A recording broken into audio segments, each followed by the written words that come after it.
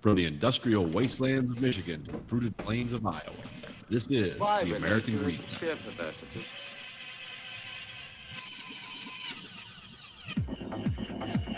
You are the dead. Remain exactly where you are. Make no move until you are ordered. We burn them to ashes and then burn the ashes. That's our official motto. Now we can see you. Clasp your hands behind your heads. Stand out in the middle of the room. Stand back to back. Who can explain the fascination of fire? What draws us to it? Whether we're young or old. Here comes a candle to light you to bed.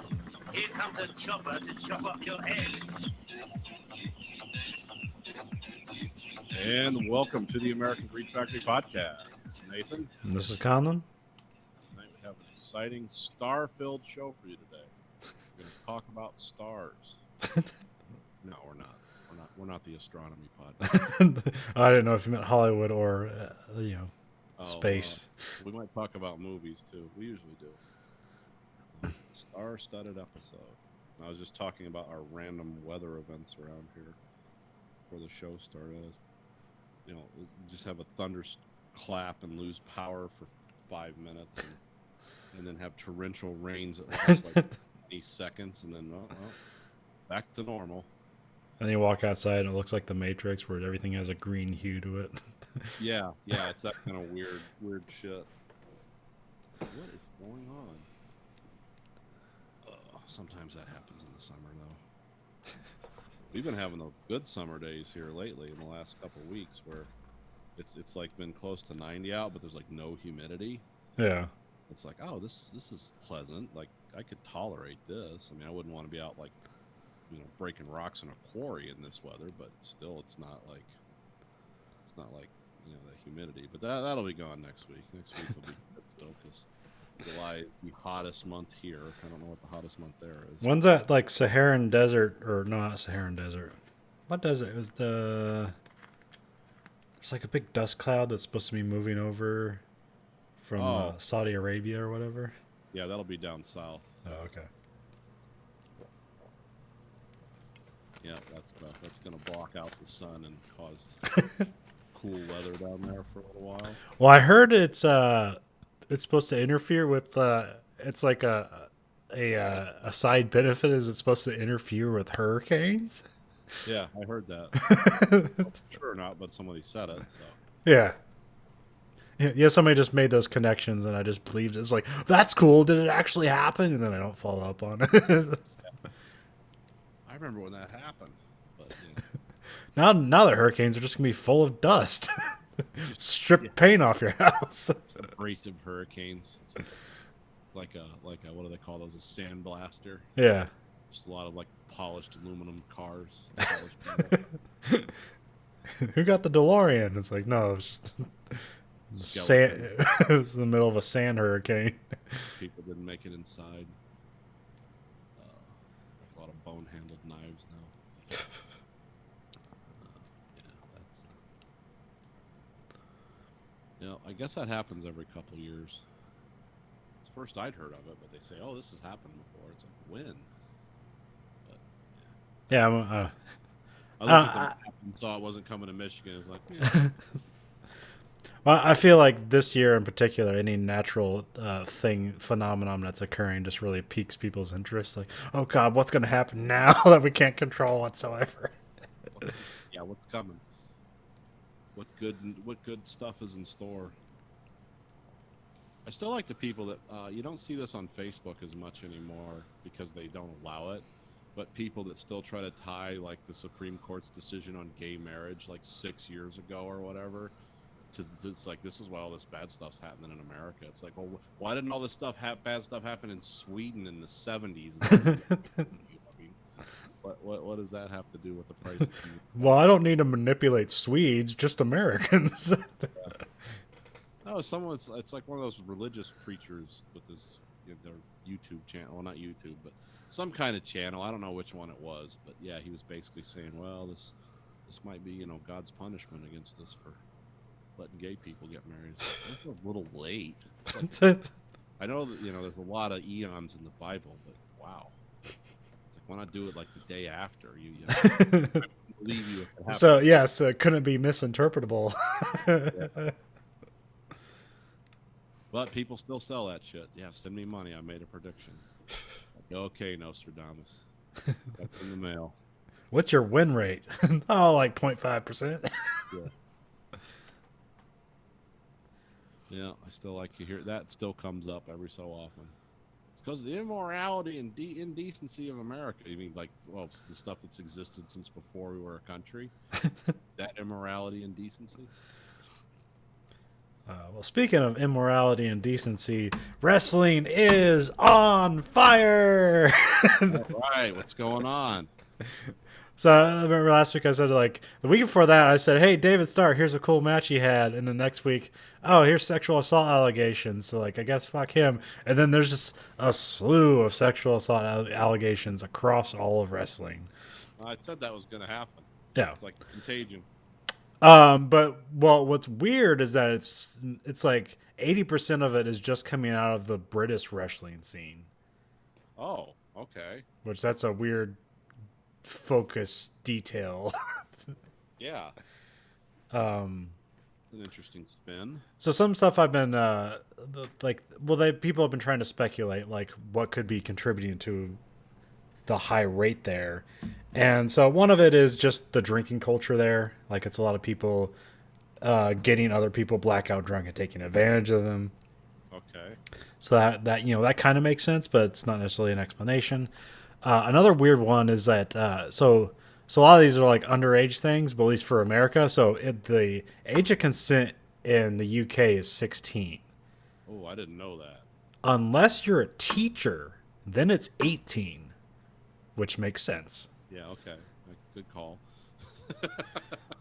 But these wrestling schools don't have those designations. Like, okay. I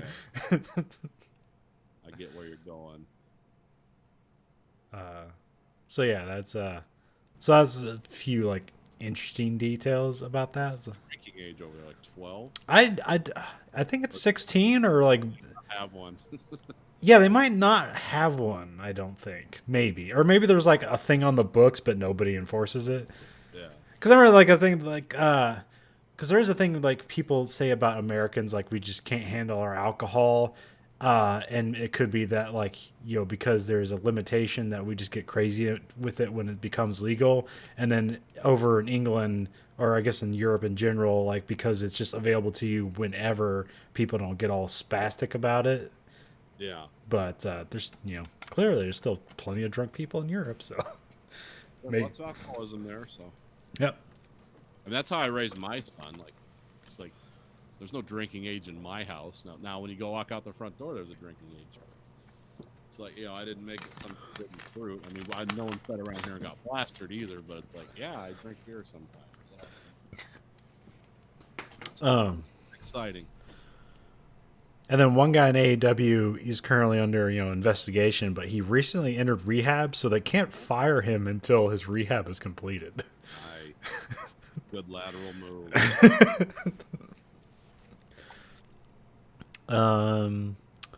Then what was the other? Yeah, Joey Ryan. That's an interesting one. He's had about 17 allegations that racked up over the past couple of weeks. That's a lot of allegations. Yeah. He closed down his wrestling thing. It was just called Bar Wrestling. He got let go from his Impact Wrestling. Deleted his Twitter account and all that stuff. Now, you don't know who Joey Ryan is. Essentially, Joey Ryan, his character is like, what if Tom Selleck was a porn star who wrestled? That's his character. That's interesting. He on WrestleMania weekends, he'd have his own wrestling special called Joey Ryan's Penis Party. So yeah, I can't imagine this guy was involved in anything untoward with sex. Well, like one of his famous moves is the dick flip, where essentially he uses the power of his penis and like people have to grab his dick, and he like pretends to use like the force of his penis to like, and the people just like they throw themselves into like a cartwheel, and it's like, oh, my dick did that. It's it's funny, and now it just seems like, well, that's And now it seems ominous. Like before it's innocuous, and now it's like, oh, this. Yeah, now this is sexual assault as performance art. Yeah. Yeah, the other one he has is called the Boobsplex, Okay. where he comes up. So he does a lot of intergender wrestling. He comes up behind the woman, reaches up between her arms, grabs her boobs, and then gives her a German suplex from her boobs. Huh. So that's not gonna look good. Yeah, this is already not like stacking up. Yeah, and like it was like a few weeks ago, he seemed like a good guy because he runs bar wrestling, and they're about to. I think they were going to let indie wrestling happen again, and he said, "Hey, if anybody has had bookings canceled because of your support of Black Lives Matter, call me and I'll give you a booking." It's like, that seems like a nice thing, but not forget all that. That the other fire burns much brighter. Signal flare of 17 sexual allegations in 2 days. And I don't think there's any like really like big names, like nobody you'd know. But yeah, it's kind of just been all over the place. A couple of places like bar wrestling shut down. Chikara Wrestling, which is out of Philadelphia, they shut down. You wouldn't know who they are, but they're like kind of a big indie wrestling promotion. Yeah. And then from my point of view, this seemed to start with wrestling, and then this has expanded. And maybe this is because Bon Appetit too. This has expanded across everywhere again. So it's just Me Too, second wave of Me Too. Yeah. But this is again going on in the a lot of stuff in games industry and games journalism. Oh, that again? Yeah.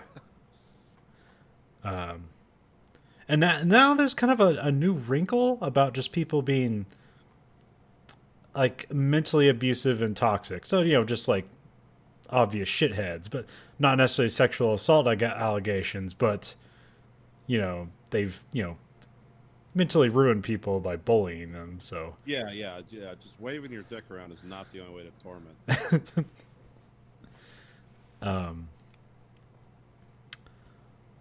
So yeah, Giant Bomb had to do a couple of podcasts about that stuff and apologize for the people that have been found out to be shitheads and were on their platform. Which one of them was? Guess they had, or Yeah, I guess they had. Yeah, no, nobody employed there, just guess.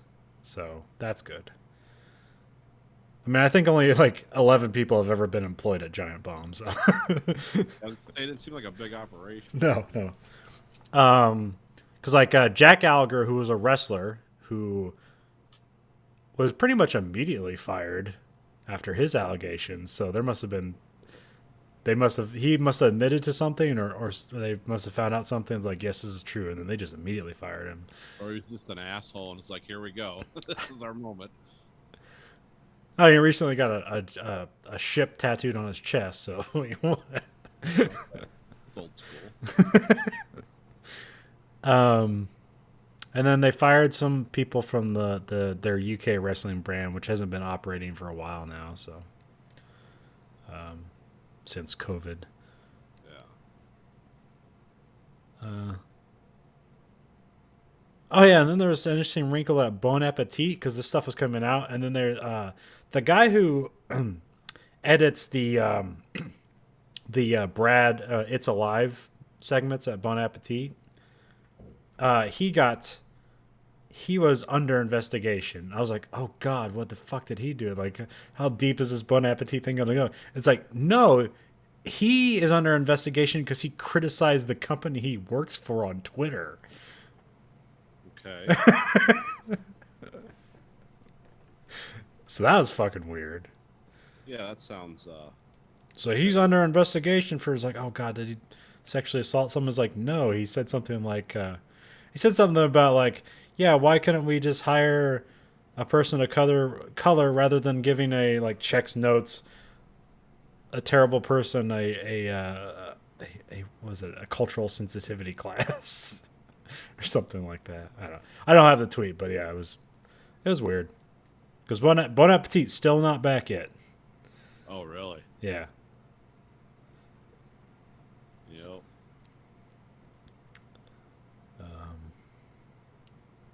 But yeah, so that's all the horribleness that I can remember so far. So. All the sadness. Oh, the other sad things with wrestling is that there's a ton of dead Mexican wrestlers. Why? Because of coronavirus? Yes. Really? Yeah. Wow. Is it like the luchador guys Yep. died here or died in Mexico? In Mexico, Oh. because like Just look like athletes. I mean, most of the ones are dying. They're like in their 50s, but one guy was my age. Oh, So that's because that's Dave Meltzer. He usually, he knows a lot about wrestling. So whenever somebody dies, he usually does, obituaries. And he said, and like it was like in the last newsletter he put out, he's done more obituaries than he ever has before. yeah. That's not good. So Oh yeah. By the way, coronavirus is back, everyone. I'm gonna have to start playing the old intro again. time to go back inside. Yeah. I mean, I haven't left, so the only time I go outside is to go to work, and then I just stay my ass down here and just keep getting fat. Although because of Joe Rogan, I've been bilked again. I bought some fitness equipment because I listened to Joe Rogan recently, so he got me again. see if this doesn't work. Well, for some reason, when he talks about fat, lazy slobs with hateful, miserable jobs that are really unhappy in their life, it always just bounces off me. It's like, what are you talking about? I don't know. That's what you get. Oh, what are they? It's called like Crossover Symmetry. It's basically like those workout bands, but there's something extra special about it, or it's just not, and it's extra expensive. I don't know. I'll find out. Yeah. It's for rehabilitation and stuff like that. Stay tuned. Well, the bands are a lot better for you than just deadlifting weights. Yeah, because it's not a full load on you, and it kind of it generally increases it. I have a Bowflex, but I don't know if like these will be better than just a Bowflex or more flexible somehow. But I'll see. Because it's just been like I don't have any nagging injuries. Like if I'm sitting still, nothing hurts in my body. But if I have to do things, there's certain things like if I move, like I kind of have like shoulder problems. If like I move it in a very specific way, it's like ow, that hurts. Yeah. It's like, can I fix that? I'm like, probably. I don't There's stuff like that. Yeah, I don't feel. Yeah, I'm kind of like that. I don't feel a lot of pain at rest. But yeah, I have actually recorded repetitive motion in injuries though. I got like fucked up elbows, the wrists. I have all kinds of problems, but it doesn't impede. Like I do a lot of fine motor shit in my hobby. Like a lot of it's just like really, like wearing magnifying glasses. So, and I don't really do work anymore because I that's why guys that are my age are getting like shoulder surgery now is because they kept staying on the line. Get off the line. Oh, but the company says they did a test and this is fine. It's like, yeah, okay. Tell me about it in a year. But I'm just worried about like cascading injury events for me, because it's like, so it's like like when you start to get cavities on like one side of your mouth, so you just figure out how to eat on the other side of your mouth. Oh yeah, you don't want to like pack a leg type stuff. But at some point, everything's gonna go all bad. Yeah. So it's kind of like how it is with my body, where it's like I'm unknowingly probably moving my body in a way so that it doesn't hurt anymore, and I don't even know about it. But I'm probably injuring my body in some other way that if I don't take care of it, it's just all gonna fall apart at once. Yeah. That's why I say when you start packing a leg, your other leg's gonna go a lot sooner. So I need to like start working out my back stuff. I need to get, like, mostly it's just like I need to lose weight. But like if I can build up muscle in my back area, then it'll just be, instead of like, it won't be fixed, but it'll be better supported. Yeah. Work on your core strength. I don't have any core strength whatsoever. Me neither. All I've got is leverage and mass. I just have leg strength. I have no upper body strength. I have no core strength. I'm very flexible for my size, and I have quick reflexes, but I'm not very speedy. I'm not fast, but I have a lot of longevity. I have a lot of endurance. Yeah.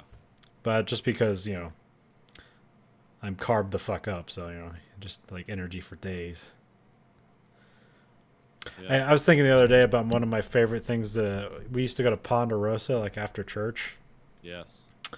I used to, and like it was just a buffet, and there would be some tortillas, and I would just pour macaroni and cheese on top of the tortillas, and then get fried chicken and pour macaroni on top of that. It was awesome. Yeah. Wonder food.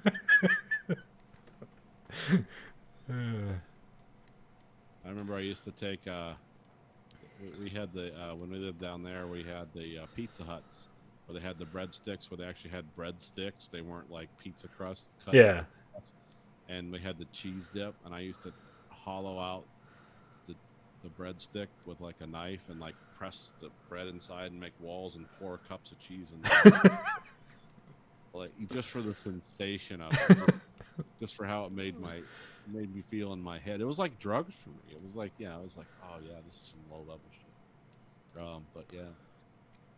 But yeah, I think I probably like screwed up my life permanently with carbs because I hate whenever I hear like somebody loses like 40 pounds and like, oh, what'd you do different? It's like, oh, I stopped drinking. It's like, I don't drink. I don't have that like reserve of weight loss. Yeah. I can't just stop that. I just have to stop food, which sucks. Yeah, it's good luck. I don't have any sage advice. I mean, look, Oh, I mean, I know how to do it. It's just like I just have absolutely no will to do it anymore. Because it's like, what's the purpose necessarily for me? Because like I lost a bunch of weight, and it's not like I necessarily like. It's not like I looked better. And I didn't necessarily feel better. I was more athletic, but probably like, felt better on some level. yeah, on some level, but except for being hungry, that was constant. Yeah, well, that's the problem with that's like the American trap of you're just swimming in a world surrounded by food, and there's not like a lot of quality things that people do. I mean, especially now, but even before, it's like there's not a lot of quality time to engage with people and do things that are fun together. It's just sit at home and eat and watch TV because you're in absolute control of that domain. No one's intruding on that. Like, hey, I want to bring my mental illness. It's like, no, you're just. I mean, that's how I am. I'm just a hermit. Like I get all my. I go and I have stuff put in the trunk of my car, like groceries. I just load them in the trunk, and of course they don't have half the shit I ordered. So Stacy has to go out and get it because I'm not allowed to go into stores anymore because I'm losing my mind and my family's getting upset with me. So like, okay, well you guys do all the shopping then. I'm tired of fucking dealing with people and paying for shit. And it's like, oh, we don't have that. It's like, oh, why didn't you fucking tell me? What's wrong here? Why oh, we don't have that, but we have this. It's like, well, I don't want that. And there's been a lot. I almost didn't do the podcast today. I had such a bad day trying to round shit up in this fucking town so that we can have a week's worth of groceries. It's so yeah, it's been a. Yeah, the only thing I've been very cruel to people today. well, I'd say Been banned from one store, I'm sure. well, like last week we were like starting to get shit back in. It's like, oh, now we're back to normal now. And then this week it's like we're just out of shit. Yeah. And the only thing I can figure is because July 4th is next weekend, they're just saving everything for that weekend. So they're holding back on supplies to bum rush them next week. Yeah. That's the only thing I'm guessing. I mean, that might not happen, but we'll see. Well, it's like, it's like one of the things I have to, one of my responsibilities, and one of the things I want to take care of is, Michigan, they have the wonderful 10-cent deposit on every drink container. Yeah. So, and of course, they immediately shut that down for coronavirus. Well, now they've restarted it, but nothing. And my son works in one of those places now. It's like he keeps the bottle machines going, but everyone's showing up, and you're supposed to stand 6 feet apart, and they got like 2 fucking machines working everywhere. And then they want to severely limit, like, oh, well, you can only do so many at a time now. And it's like, oh, but you'll charge me a deposit every time I buy them, right? Is that what you're telling me, sweetheart? Because I'm getting sick of this bullshit. I said, you're turning coronavirus into fucking like 9/11 for the airline. Like all of a sudden 9/11 happens and the quality of service of airlines drops for 20 fucking years. Everything, all the rules you have to fuck your customers over are still related to shit that happened 20 years ago. So is this what coronavirus is going to do for this country's like retail atmosphere? It's like, oh, we're not going to have any employees anymore, and we're going to happily charge you full price for everything, but when it's our turn to hold up our end of the bargain, well, fuck you. And it's like, no, we got to get out and start having fucking marches about this, because we're not going to go down this road where everything's fucking coronavirus for the next 10 years. Because all these stores made way more money the last 3 months than they were expecting, because everyone was home, no one could go eat anywhere, and so now all of a sudden it's like anything that they need to interact with you for. It's like I actually wrote a letter to my congresswoman, like, let's stop the bottle deposit here. Then let's just get rid of all the ones we have, and fucking and put that on hiatus, and don't charge the deposit, and we don't return the bottles for 6 months until this levels out. Yeah. I'm not gonna go stand around in a coronavirus storm because my garage is so full of pop bottles that and it's against the law to throw them away here. There's like $100 fine if they find returnables in your trash. Can you put them in the blue recyclable thing? No, Huh. because it's a returnable. It's a whole different group that gets them. Huh. Because they do want all the aluminum. Now the plastic just goes into a landfill, but the aluminum they want. I think so. Here we have Can Shed. They're like basically like the store. Like if you give it to the store, then they give it to Can Shed, and you can go directly to Can Shed, I believe, because we don't have any stores here doing recycling. And I think mostly that's just all about. They just don't, possible litigation reasons. That's probably the only reason they closed that shit down. Because like they're not even selling jewelry right now. Oh, well, yeah, that doesn't surprise me. Which in some ways makes sense, but also, I don't know. Do you like try on jewelry and say you don't want that? It's like, is that how a jewelry counter works? I guess. It is people standing close and handing things to people. Because like I think we've closed down the dressing rooms too. So like you better know your size when you order. Just say or just buy sweatpants. Like you're not getting. Oh yeah, no, that's the way here. Because when we were trying to get a fucking suit for my son's thing, the dressing rooms are closed. It's like, well, shit. I hope this fits.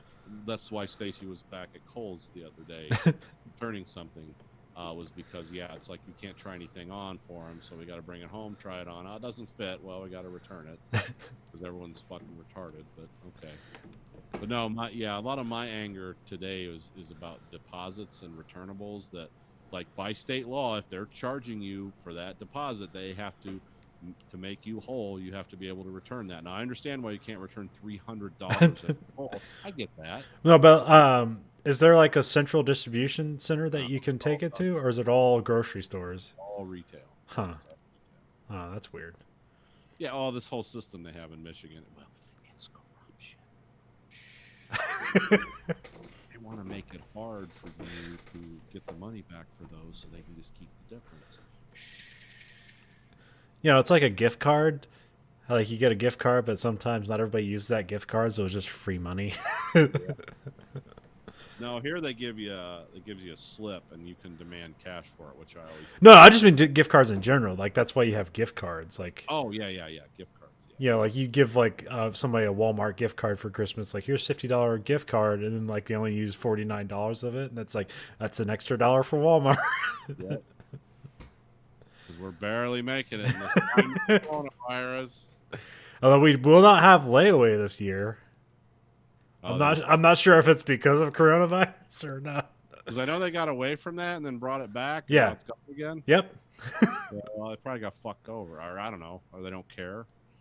Yeah, it's could be. The only thing I think about that is just it's the storage problem, because like it's pretty much all in that. What's that?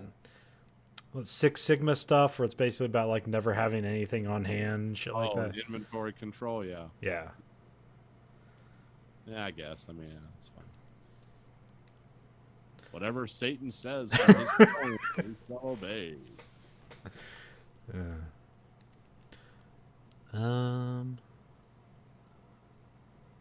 So should I talk about The Last of Us, or you want to talk about the end of policing? Oh well, I mean, do you have thoughts on The Last of Us? Yes, but like I said, I'm not sure how long. Go ahead and talk about it. Okay, so Last of Us Part 2 recently came out. Okay, didn't know that. I know I'm familiar with the first one. Like I watched all the cutscenes. I don't have a PlayStation. So Yeah, you're never gonna be able to play this. What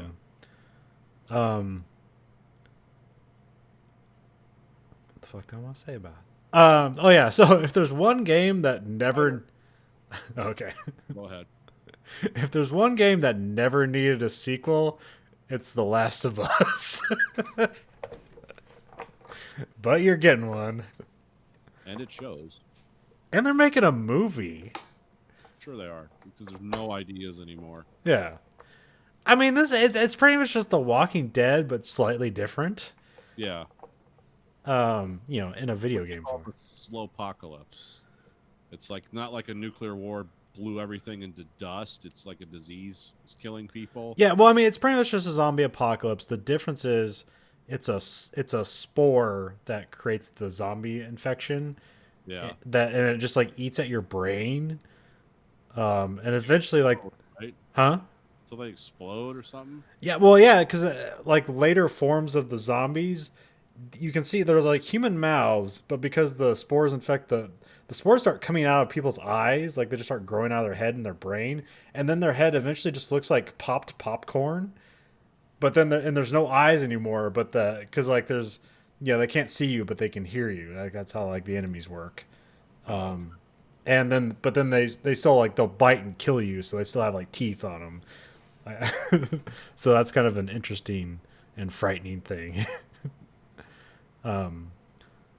But yeah, so you have Ellie is like the only person in known existence that has an immunity to the spores. Okay. So the very first Last of Us, like the first thing you do in the game is you play as like a 14-year-old girl who is Joel's daughter, and then everything starts going crazy, and then she is shot and killed by a National Guardsman, and then she dies in his arms, and then it's like 10 years later, and now he's a smuggler in Boston in this like apocalyptic world, and there's kind of this female-like organization called Fedra that's trying to keep things together, but they're not. And then you have this terrorist organization called the Fireflies, who are like trying to make a cure for the virus. You assume everybody's making a cure, but like the Fireflies are fighting against Fedra so they can make a cure, essentially. Okay. And so Joel has to get Ellie across the apocalypse America from Boston to California. And the end of Last of Us is you get her to the Fireflies, and Joel finds out that the only way they can try to make a cure, because they never confirm they can, but what they can try to do is basically vivisect Ellie to get the shit out of her head to see if they can make a cure out of it. Yeah, that sounds nice. So when Joel finds out like they're going to kill her to try to make a cure, he can't afford essentially losing his daughter again, and he kills everybody to get her out of there while she's asleep. Okay. And then she just, at the end of it, she just wakes up in the back of the truck, and she's like, "What happened?" And he's like, "Oh, it turns out there's other people with an immunity, and they didn't need you after all." Yeah. So close your eyes now. We gotta walk out of here. Well, she was being put under when he comes in and shoots the doctors, and then you take over for him, and you basically like kill your way out of there. Oh, okay. And you kill everyone. Yeah, It- that game's pretty brutal, like because it's like an over-the-shoulder type game. Yeah, third person. Yeah. And you can use hammers and shit. Yeah, yeah. People, it's not like guns always. Yeah. Yeah, you always have very limited resources. Like you can never, if you have a gun, you can have a gun that can hold whatever ammo you can put in the gun, and like maybe one more clip. That's all the ammo your character can literally carry throughout the entire game. Oh, okay. So you're very resource limited. You know, you never have to like kill everything. There's ways to just sneak around and just get the fuck out of there. But yeah, it's a very brutal game. But it's also like weirdly beautiful. Like when you're just like in Boston and there's like skyscrapers like toppled over each other, and there's all this growth, all this like grass is just growing over these, you know, fallen skyscrapers, and like it looks cool. But also it's like, oh, America's now destroyed. There's like part like when you get to California where you just see a giraffe and you're like, what the fuck? And it's like you realize that like, oh, there was a zoo here, and then like, you know, this, you know, there wasn't any people to run the zoo anymore, and the animals just got let out. It's like, so that's the first Last of Us, and now you have Last of Us Part 2. So this is gonna be spoilers. Like I'm gonna spoil all of it, and this is because Nathan can't play the game, but I figure I'll tell him the tale of Last of Us Part 2. You pick up in Jackson, Wyoming, and it seems to be a pretty heavenly place in comparison. Like they've trumped it up. They've built a wall to keep out all the people. It seems to be kind of like in the mountain area, and they go on regular patrols. And something with the winter has an effect on the zombies, so they don't necessarily come around there a whole lot, or it slows them down or something. Okay. So that they've built an effective city, pretty much the only city so far that seems to be running efficiently in this whole chaos. And you play as Ellie, and it just starts out like there seems to be like a bitterness between Joel and Ellie, which you find out later on is that she's always suspicious of what happened with the Fireflies, and eventually she like ran away to the hospital to check it out, and she realizes that Joel just killed everybody, and then she can't handle it that she could have saved the world, and now she can't. And Joel gives her a guitar that he made, because that's one of his hobbies he does now. He makes guitars. He also paints, and he does sculpting, you know, because what are you going to do in the apocalypse, you know? Yeah. Fun time. And then you play as this girl named Abby, and you don't know what's going on with her. And then you find out she's looking for Joel. And then, you know, and then like as you play as her, you basically get like in the middle of a zombie horde, and then Joel shows up and he helps you out. And then you get back to this mansion where her team's hanging out. And then like Joel introduces himself, and that's where like, you know, everyone's just kind of like backs up for a minute, and then she shoots him in the leg with a shotgun, and then beats him to death with a golf club. Okay. Ellie shows up just in time to get to see the killing blow, so you know that's fun. And it turns out that Abby was the daughter of like the main doctor who's working on the cure. Oh, okay. So Joel killed her father, and so she you know decided to get her revenge. She kills Joel, and so the rest of the game you play as Ellie, getting your revenge on Abby. Oh, okay. What's interesting, like when you play as Abby at first, she's like in a coat, so you don't really get like her body type. But like when you see her later on, where she doesn't have a coat on, she's like built like a linebacker. She has like super thick arms. She looks like 80s muscle, where it's like all upper body. Just because she's living in this weird world. Yeah, well, she like so she's part of this place called the WLF, which is the Washington Liberation Force, and they basically like got together and they killed all the Fedra, and they have a home base at like a college stadium, like Oh, college okay. football stadium, and like so there's just like a bunch of like weight equipment there, so she must just spend all her time weightlifting and stuff. Oh, okay. Um, and you know, and it looks pretty cool because when you're at the base, you can like they turn the football field into a farm. It's like, oh, that kind of makes sense. And then and they have like all the housing is like in the like the what do you call it? Those the rich people, the box My seats. boxes. Yeah, yeah. It's like, oh, yeah, that's kind of cool. But yeah, so Ellie, you go to Seattle. So the game takes place in Seattle because that's where Ellie tracks her down to Seattle. Um, so Ellie goes out there with Dina, who is now her girlfriend, because Ellie's gay. So did you find that out in the DLC of the first Last of Us? Oh, okay.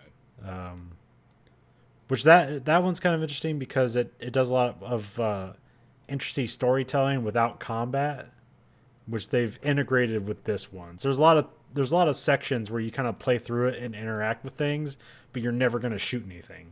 There's a lot of flashback sequences. There's a lot of like, well, it's not a lot. There's a few dream sequences. There's not a whole lot of it, but it's mostly flashback sequences and flashbacks within flashbacks and stuff like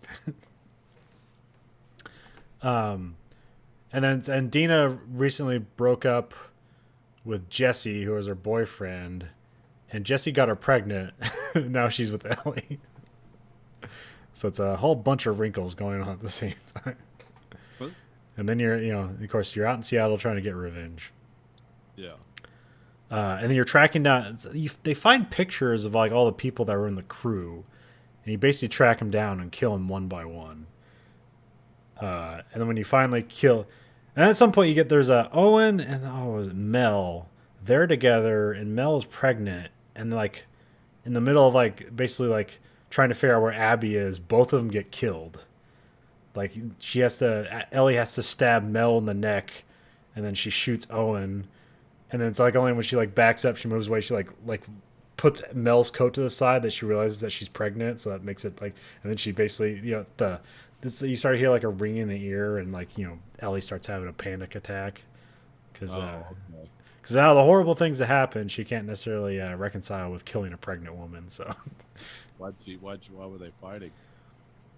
because she wanted to she's holding them hostage, and she wanted to get information on where Abby was. Oh, okay. And there was a thing early on where like you came upon the scene because also you're chasing after Tommy. I think Tommy was Joel's brother, and a Firefly, and so Tommy's trying to get his revenge too. But you're supposed to get Tommy back to Jackson, to his wife, and then while doing that, like you can get your revenge. Ellie can get her revenge, and she can get Tommy back to Jackson. And they came upon what's that? It's like a package deal. Yeah, and they came upon a scene where like Tommy had tortured somebody to death or a group of people to death, and they saw the stuff and they saw what he did. Is like, so she had a map, and she makes one person point out where Abby is, and then she makes the other person point out where Abby is. If they don't match up, she kills both of them. So that's like how you get information. It's like, well, this is wrong, so so then you go back to the you make home base in the theater with Dina. You go back there, and Jesse and Tommy are there. And then you hear some commotion, and then Abby breaks in, shoots Jesse in the head, shoots Tommy in the head, and then she has the gun pointed at you. And then the game just like rewinds essentially all the way back. And then so there's like ones where we in Seattle say Seattle day 1, day 2, and day 3. That's that was the Ellie story. And now you play through as Abby for Seattle day 1, day 2, and day 3. Huh. And this is like, it's probably the most interesting and controversial part of the game, because like it was almost hard to play that, because like I don't want to play as Abby. Yeah. I don't want to find out she's a human who doesn't necessarily deserve to be killed, or she had her own reasons and we should empathize with that. I don't want to do that. But they do that. They give Abby an interesting arc where she essentially learns that revenge isn't worth it, and then she's trying to redeem herself. Oh, okay. While Ellie is trying to get revenge. So Abby ends up learning this lesson, and Ellie doesn't. Okay. And it's Storytelling. it's pretty interesting. How Abby like redeems herself is there's a group called the Scars, which is essentially just a religious group that's like taken over an island in Seattle. Okay. And they're kind of like Mormons, but like way more violent. Violent at all. Yeah. They just, but and also there's they have some prophet, but apparently she died, and now the group has gotten way too violent and isn't following the path of what their leader taught them. So they're kind of getting out of hand. Like they'll do things like just string up people, from light posts and have their intestines hanging out, cut them open. The first time the first time you meet them, they're scary and fucking annoying. Because the way they communicate is through whistles. Oh, that's weird. And you just hear, and like because like when you fight the WLF, they'll like shout like, I think she's over here and stuff like that. Here, you never get that. They just have different whistles. And it's kind of weird and frightening. It's like, what's that whistle? And then if you have subtitles on, it says like alarm whistle and different whistles. Like there's 5 different whistles.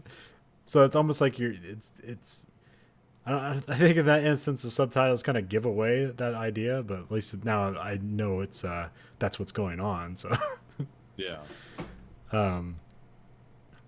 So it ends up at some point you get captured by the Scars, and they're taking you back to, I don't know, to string you up and gut you. This is Abby at this point. They're going to string you up and gut you open. And then you end up getting saved by these 2 other Scars. And then Abby decides to help them out because they're also getting, hunted by the Scars, and they get out of there. And then she feels guilty. Well, she has a dream where she like walks out of a door, and then she sees those 2 kids that helped her out, like strung up and like with their intestines hanging out. So that's the impetus that gives her to like, she's going to go back to where they were and try to see like if she can help them out more. And that's essentially her like redemption arc is with these characters. Oh, okay. She goes and helps them out, and then she finds out that because the Scars like they said clip her wings, and they basically took a hammer and just beat the shit out of one of their arms. And what do they call it? It's like it starts getting like it's like compaction zone, something like that, or essentially like the bone is shattered and the blood is just pooling in the arm, and basically you have to amputate the arm. Oh, okay. I can't remember what it's called. It's Compression trauma or something like that. Yeah. And so then you and Lev, which is like it's like Yara and Lev, you go and help them out, and you're trying to figure out like why are they chasing them, and then you find out that Lev is a transgendered man, which is why a lot of people like. There's a lot of like negativity towards this, but it's just the awful people that's like, oh, SJWs. So Ellie's. How are they achieving that in a post-apocalyptic world? What's that? How are they achieving that in a post-apocalyptic world? Lev shaves his head. Like surgery or something. Oh, okay. No, Lev just shaves his head. Oh, okay. That's essentially. He wanted to be a soldier, like his sister, and then he got assigned to be like essentially like a concubine.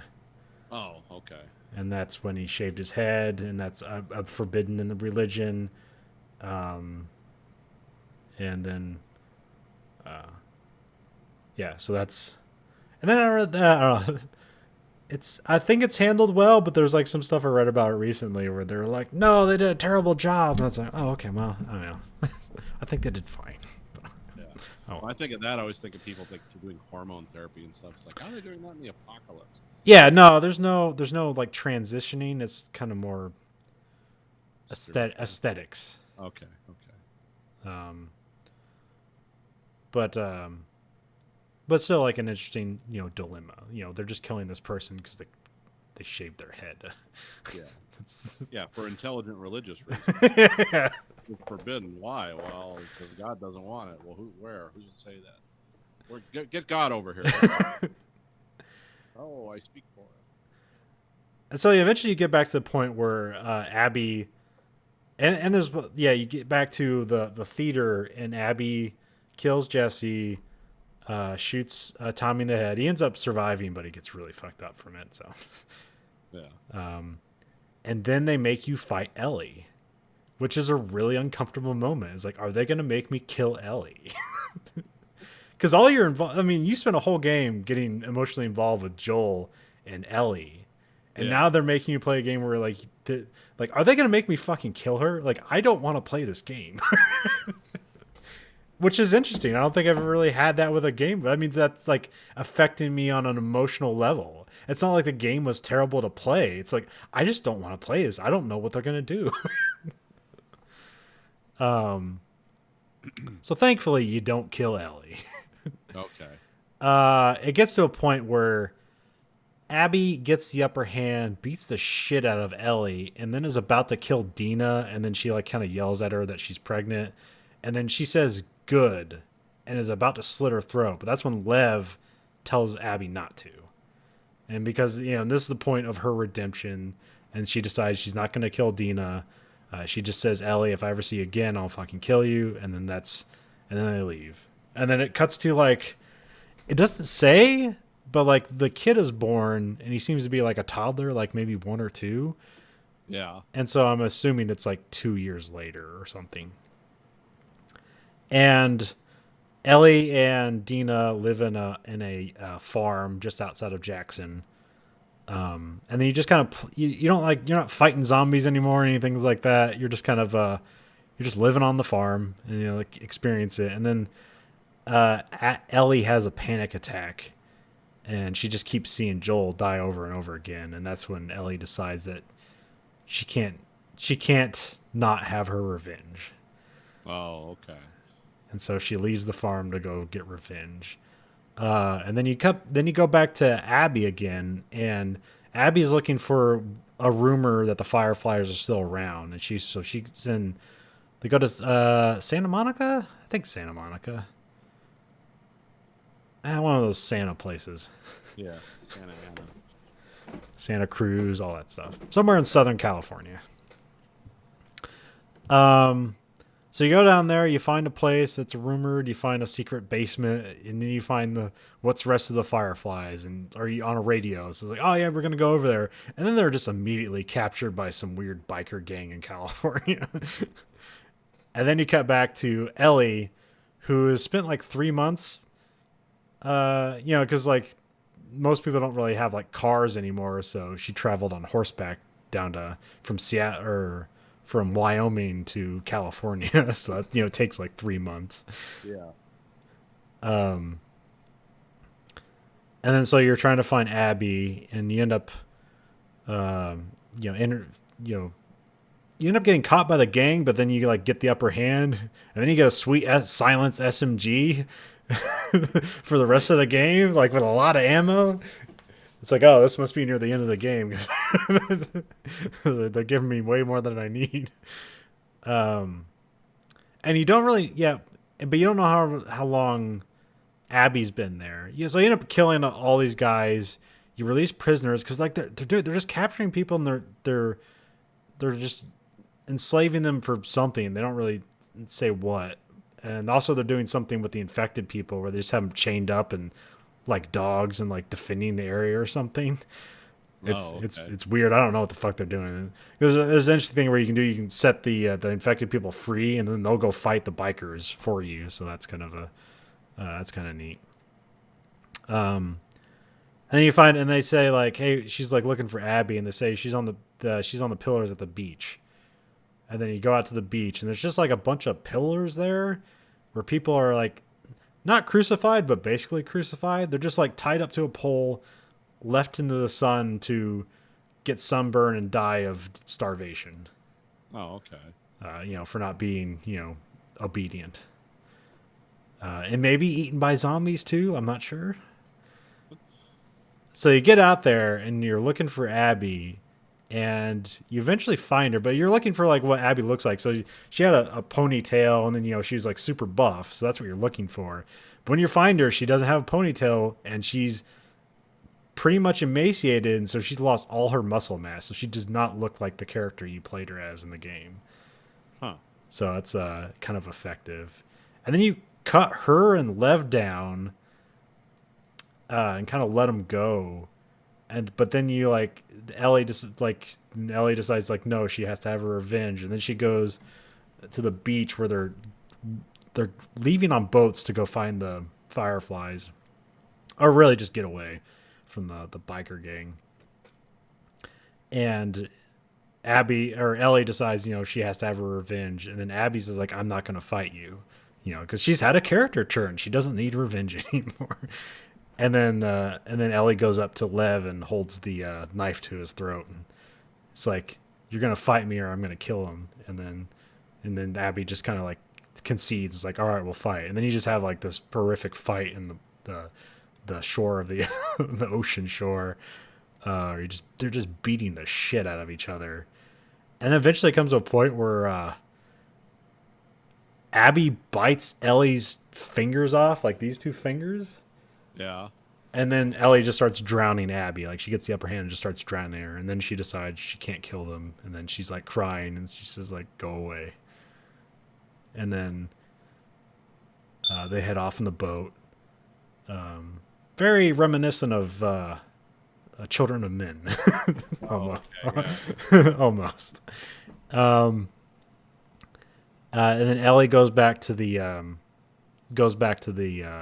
farm where Dina was, and Dina's moved out, and all of Ellie's shit's upstairs, and she goes up there, and the whole game there's a whole guitar motif, you learn, Joel taught you how to play guitar, is that the guitar he gave you at the beginning of the game, and so she goes to play guitar, but she's missing two fingers, so she can't play guitar that well anymore. Huh. And then she just sets the guitar down, and basically just gives up on it, and then the camera just holds there, and then you see her walk away from the farm, and that's the end of the game.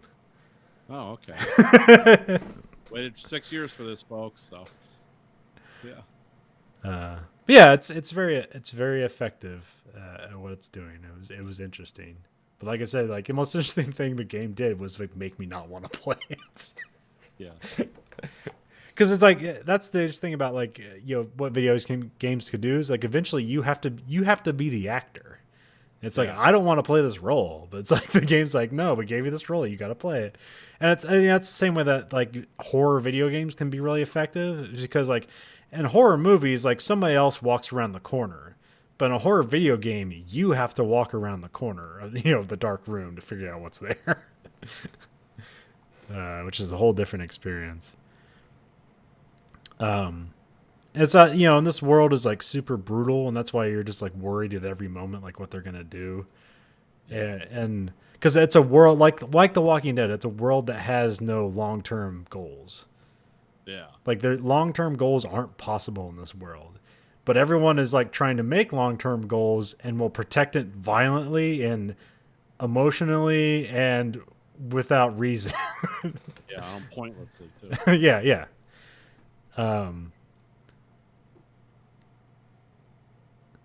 And so and also that there's at no point in this game is there ever a thing hey, maybe we can make a cure. It's just that's over for this world. There's no cure. Yeah. This is the end of humanity. So yeah, I don't know what they do if they make a third one. I have no idea what they're going to do with it, but I'll be interested to see. So Yeah, they'll try. Yeah. Or not. I mean, there's more stuff to tell. 'Cause I think maybe the arc for Ellie, after she's given up on revenge, she's basically going to look to die trying to make a cure. Yeah. That's kind of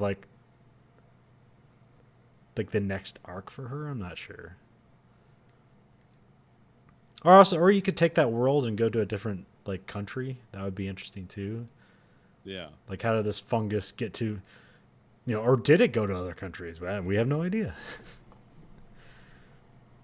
But it seems that the distinct lack of like satellite and cell phone communication means to have had to have been a worldwide pandemic. So Yeah. I guess it's not a pandemic. It's just spores showed up and started killing people. Yeah. It was definitely a different idea. This is which one is it? This is Naughty Dog Games. Yes. That's their thing. Yeah. Well, they usually do the Uncharted games, which are like fun Indiana Jones type games, Right. and so this was like their like way more serious game. It's well written for a video game. I won't necessarily say it's like well written in general. There's absolutely great performances. Yeah. There's some, in a way, to try to. You ever heard the term ludonarrative dissonance? No. So what that means is like that it got applied to Uncharted games, where Nathan Drake's like this kind of fun, happy-go-lucky guy, and in the cutscenes he's like it's like he tries his best like not to murder people, but like the gameplay requires you to murder hundreds of people. Okay. So there seems to be a disconnect between the character in the cutscenes and the character you play. So here, that's kind of brought in line. Like, you are a monster because it's a horrible world. And then they do a bit more effective thing. So, like, when you kill everyone, every, like, enemy in the game, except for, like, the infected, when you fight humans, like, everybody has a name. So if you kill somebody, they're like, oh, somebody got Bill. Like, every person has a name, and they'll, like, call each other's out. It's like, Abby, where are you? And stuff like that. Yeah. And you have dogs in the game too, and they have names. So like, because dogs are sentry, someone's like, well, I got to take this dog because it's going to alert everybody if I don't take this dog out. And then you take out the dog, and then there's like some guy sobbing. He's like, somebody kill Roscoe. It's like, oh Jesus Christ. And there's actually stuff where it's like when you play through the Abbey sections, you see people like throughout the game that weren't necessarily main characters, but they're like, you killed these people like earlier in the game. You're like, oh shit, like these aren't necessarily bad people. They're just on the wrong side of you. Yeah. And then like, they try to defend themselves and you kill them violently. And it's like, yeah. So, yeah. So that's Last of Us. Super, super sad, dour game. Probably way too long, but maybe it needed that. I'm not sure. Well, like I said, it was 6 years. So. I mean, that's typical development time for video games nowadays. So Yeah. now I'm checking out The Order 1886, which was came out a long time ago. Was seemed to be a failure, but had like really cool aesthetics to it. So I'm just checking that out. Oh, I think I remember that one. It was like steampunk shit Yeah. with yeah. like werewolves and vampires and zeppelins and shit like that. All right, so we listened to a book this week. Yeah. We listened to what's his name? The book's called The End of Policing by something Vitale. I have his name up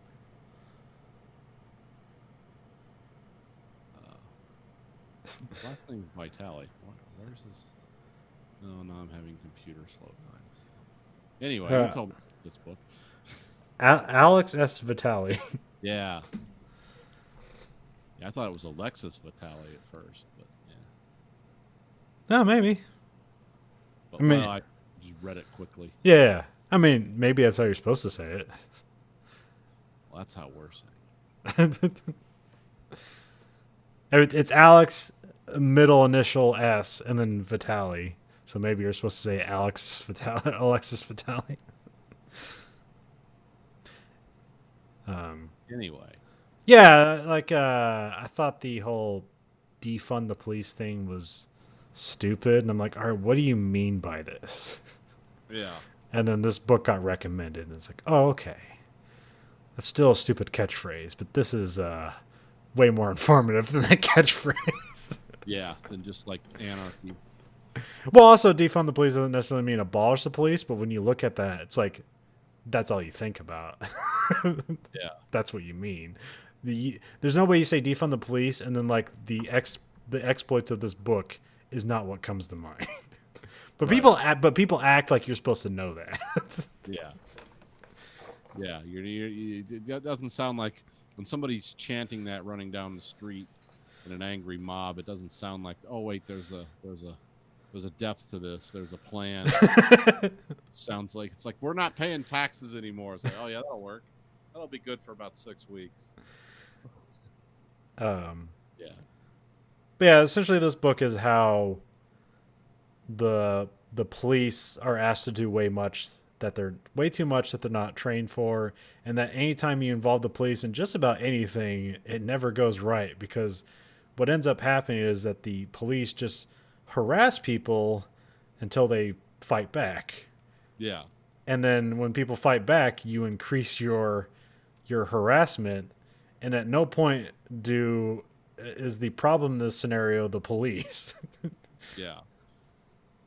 Um, Yeah, it's just about it. Kind of there's a lot of history about police, and how like the state police in Pennsylvania, which was the first police, they were basically designed to break up coal mining strikes. Yeah. At the beck and call of private industry, which is kind of been a trend that's continued. yeah, throughout. yeah.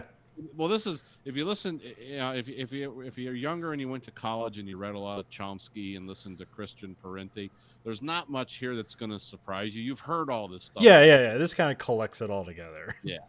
These are all the classic anarchist arguments, and it has the same conclusions. Kind of, it's like we need a kinder, gentler police force with a lot more funding, and Not necessarily a kinder, gentler, more funding. You need a different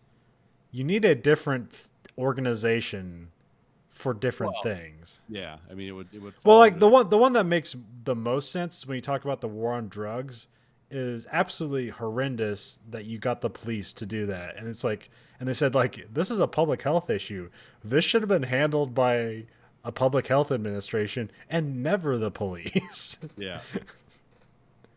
um, Well, because a bunch of people at what was it, like a bunch of people in fraternities at Harvard weren't doing crack. So you send in, you just bust heads because it's just poor people using drugs. So that's how you deal with the problem. And then so that's yeah, because like people are like the way the police has been functioning, that you're essentially unknowingly or maybe knowingly, if you're a monster, criminalizing being poor, being mentally ill, sex work, being a drug addict, and Yeah. all these things could be alleviated without the use of police. yeah. But what do? We use the police. Also, I'm not sure about like with the whole war on drugs thing, because I always talk about it like it being this is a complete waste of money. We spent too much resources in it, but also this is a way that police departments get resources because of what the laws were with forfeiture laws. Yeah. If you have drugs, like this is how like cops get a bunch of cool shit for themselves is by doing drug busts. I'm not sure how far that goes, or if It's true. but okay. it's So does doing drug busts like add revenue to the police department? in a lot of cases, yeah, a lot of asset forfeiture stuff, yeah. Okay, Yeah, that does it. that seems Little it's like a monster feeding itself. yeah. Yeah. And the whole self-fulfilling prophecy of the broken windows theory, Yeah. which that is, I'm not sure if this ever got put to use. I think it's just an idea that if there's a car on the street, it'll be left alone. But if it has a broken window, then other people will just be compelled to vandalize it Yeah. because people can't control themselves. Humans have a tendency to be destructive, so yeah. And so that idea goes into like you bust like every little crime, you make sure it gets taken care of, so it never grows into bigger crime. Yeah. And it's a self-fulfilling prophecy because, like I said before, like you end up just harassing the populace of the people you're meant to police or serve and protect. You just harass them. and then you end up separating them for the rest of society, and then guess what? They have no value for your shit anymore.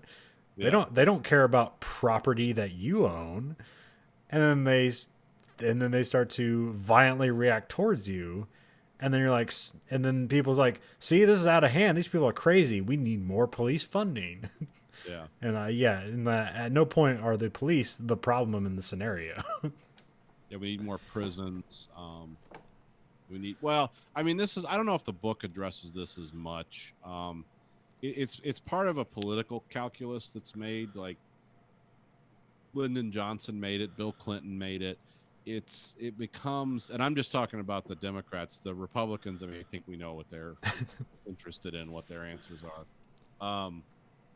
But it's like, how far can you go to try to have community engagement and involvement versus how high will your crime rates go and what are your chances of getting elected? And when those three variables come into play, that's why you'll get like more prisons. And I mean, because Bill Clinton built more prisons than any president just by the laws he signed. I mean, Yeah. that's how we ended up with more people in prison than China. We have 10% of their or what are we? I don't know. We have a quarter of their population or whatever. Yeah. And and we're not even technically a police state. we're it's. But if you're and that's why like in this country, you're fucked. All these lofty kind of kinder, gentler ideas in the book. This is why they'll never. It'll take a long time if it ever takes hold in America, because people get elected on appearing tough on crime, whether they are or not doesn't matter. It's the appearance of it.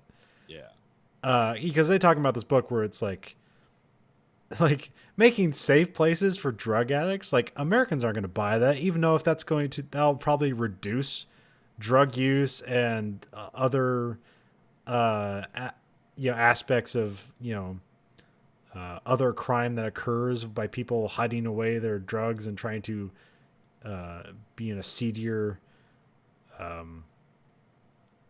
You have to go to seedier places to do drugs because there's no good place to do drugs. Yeah, you can't just start. You can't start shooting up on the local golf course.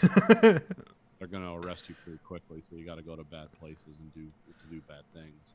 And then then there's no supervision either. And so if somebody like, we're going to make a safe place for drug addicts, needle exchanges, like that's all things like, oh, this is a public health thing. This would probably help people. And then, but like, as soon as, Republicans get a hold of that, it's like, no, these people are irresponsible. They should pay for their crimes of irresponsibility. It's like, this is a health problem. Punish them. Kill them. Well, ultimately, that's the subtext is kill them. Yeah. You come out and say it, but it's like you basically want all these people to die because they're not going to ever participate in wealth creation or wealth generation. So just fucking kill them. And that's about 70% of the people in this country feel that way at certain points in times. Well, I feel like maybe this is a point that the book didn't articulate, but I kind of took away, is that what you need police for is like when other people are intending to just harm other people, that's when you need the police. Yeah. When people are harming property, you don't necessarily need police involved.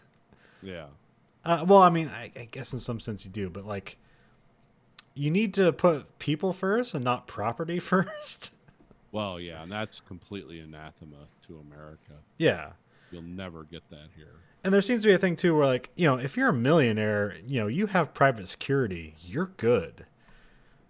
This is, like, what the police have become is, like, the middle class's private security, but just on loan occasionally.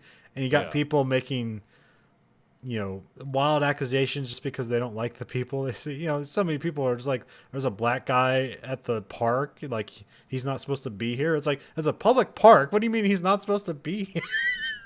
Kill him! Kill him! Yeah. Well, yeah. You call the cops on a black guy. They're like, that's a percent. That could be possible.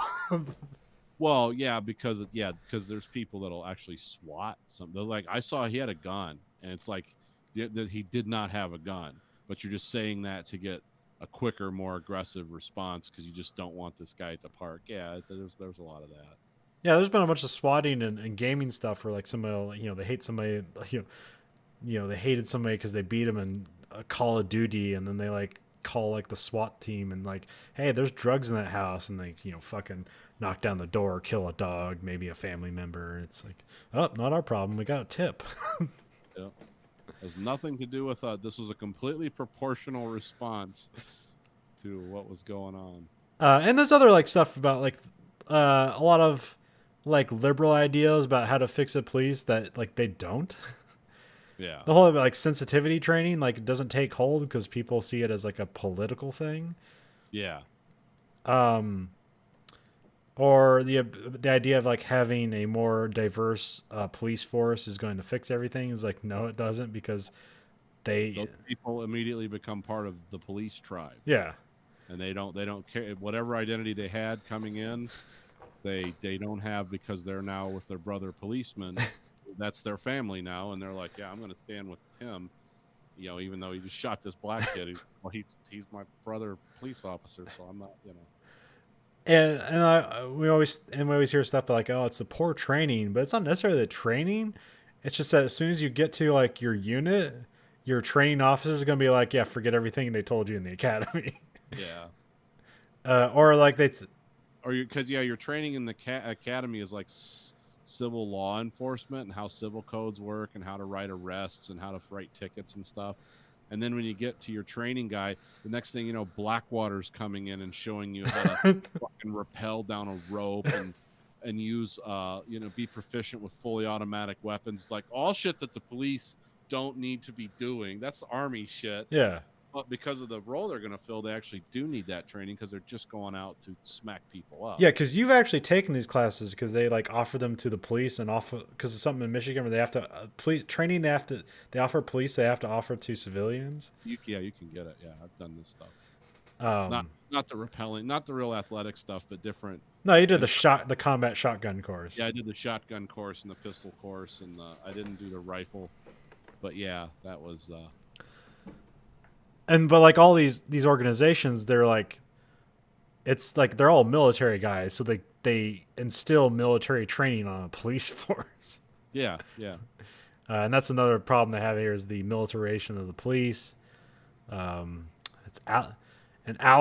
Alex Grossman? I think that's his name. Yeah, he wrote a book called On Killing. Yeah. Which is like a really somber book about like what war does to people when you have to kill people. Yeah. And now he's just turned into an asshole.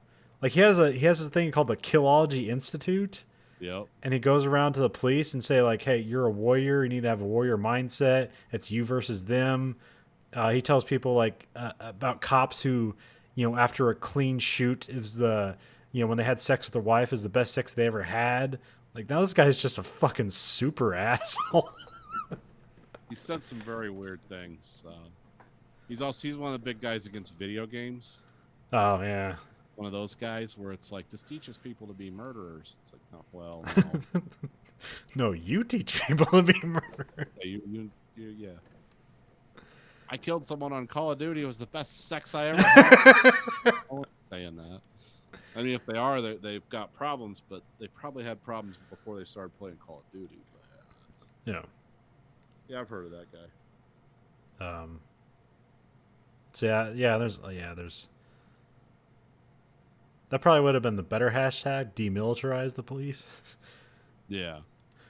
But also the thing is like you use defund the police because then that makes people like what the fuck are you talking about? It's like an engaging trap argument, or it's like, what the fuck are you talking about? And then we read this book.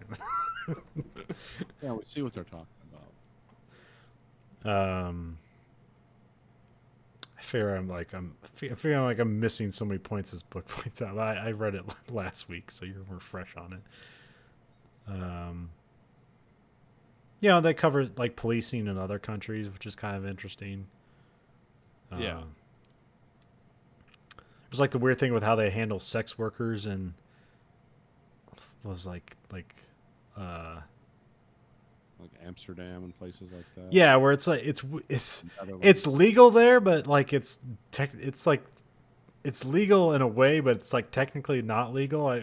But it's like it ends up being a fine rather than but you're not putting people in jail for it. But it's like weird. Yeah, it's kind of that quasi-legal framework where it's like, well, this is a performative art. Or it's like, oh, okay, I guess. Yeah, it's like this is a protected art form, and like you can have sex people, but also like the Johns can be fined for having sex with people. Yeah, it kind of puts the onus on them and off the people that are willing to sell themselves. But that's a weird argument too, because it's like it's completely legal to shoot and consume pornography in America, and everyone involved in that is getting paid. Yeah, But yeah, prostitution's illegal. Like, well, okay, I get it. Sure. I mean, prostitution's one of those things that's always in a moral framework. It's like that's immoral, and people that do that are dirty, and I don't like people like that, and that's kind of where the argument ends with most people. But it's Yeah. like, well, that actually they're providing a service that everyone wants. I mean, not everyone all the time. I wouldn't go to prostitutes for sex, but there's a lot of people who would. And would I rather have these people strung out on heroin with no kind of not using any kind of protection or something, or would I rather have their job be legal where they're not brutalized and they're not children being sex trafficked by people into countries? And it's like, yeah, I don't, I'm not in love with the idea of prostitution, wouldn't want a whorehouse next door. yeah, But I think it's something that, like, criminalizing it has made it worse for everyone involved. yeah. Everyone. And it's like it doesn't accomplish anything. Oh yeah, and then there's that weird. I forget what the form is, but essentially, like, as the military upgrades and gets rid of its old equipment, the police, like, this is why police have military equipment, is because it just can get handed to them for free. Yeah, it's the I forget. It's some kind of Department of Defense form, Pentagon form, something 1058B. Yeah, something like that. Yeah, and it's like, oh yeah, we need a bunch of. I mean, a lot of it's like just heavy duty equipment. Yeah, Like mine-proof vehicles and stuff you can't shoot an RPG, won't stop it. It's like, where is that going on? I mean, yeah, a lot of this gets filtered out as like this is like anti-terrorism stuff. Yeah. But still. Well, yeah, I mean that's like because this stuff started. A lot of this came, and the book talks about this briefly. I've read about this more expansively in other books. Is a lot of the militarization of police came out of the 70s when there were actual domestic terrorists committing terrorist acts in America, and you had a bunch of guys running around with funny hats and 6-shot revolvers, and that was the civilian defense was with the police doing that, and that came out of that. But that's since receded. But now we have the police driving around in tanks, and it's sort of like, okay, this has probably gone too far. And a lot of this book makes the argument that like this money could be better spent, on just public spending in general. And it also comes around to the argument that I make constantly. At the end of the day, this is all about jobs and the economics. Yeah. It's not even. I mean, racism plays a part in it, and it's always going to be there to some degree. But yeah, it's really like because he also compares and contrasts like the place where meth and stuff is really bad, because that's mainly like a white person's thing. And yeah, it's all across the places where like we live, and especially where I live, where there used to be a bunch of factories, and now there's nothing but low wage jobs and nothing to do. Yeah. And it's like that's the ghettoization of the American rural Midwest, is because there's the economics. Yeah, you need jobs, and Republicans are all about that. But then also you need like mental health care facilities, and Reagan got rid of all those. Yeah, well, I think we spend. There are third world countries that actually spend more on mental public health than we do. Yeah. Like, we spend no money on it at all. Yeah, that's all on you. Yeah, we have a side of It's like dental care. Like all you. We don't do this. this is a cosmetic item. It's not necessary for your continued well-being. You can drink liquid. Have a smoothie. You can drink happiness. Jack Daniels doesn't need to be chewed. Oh yeah, we're off topic, but yeah, the or are we? Well, that's another. Well, because that's another chapter in the book is about like how many calls just end up being like property owners calling the police on homeless people, Oh yeah, yeah, and like that crosses with like most homeless people are going to have mental health issues. yeah. And hey, guess what? We could probably alleviate this if we gave a shit about mental health. We don't give a shit about that on any level in this country, and it's omnipresent. That I mean, at least at my work, it's like, oh yeah, there's a mental health crisis in America. I see it at work. These people ostensibly are gainfully employed and have families. They're nuts. You know, a lot of our day is a quality of our day is determined about. Did Mary take her Thorazine this morning? Because she's the one who distributes all the, you know, what goes where, and it's like, well, if she's having a bad day, we're having a bad day. And I think, you know, in my mind, I think maybe Mary needs to go somewhere a while and get some help, but there's no place for her to go. So And you know how modern workplaces work. If one person's missing, then like somebody's got to pick up the slack, and like we're already at minimum, so you can maximize your profits. Yeah. Nobody can take a day off. Yeah. Well, that's just dumb. Yeah. I mean, again, completely unsustainable. It's not everything's. A lot of things in this country are just reaching critical mass. It's like you have people literally marching in the streets every day, and it's going to be a red hot summer of that. It's not going to go away. The Dow Jones isn't going to go up 1,000 points, and everyone's going to be happy because that has nothing to do with most of us anymore.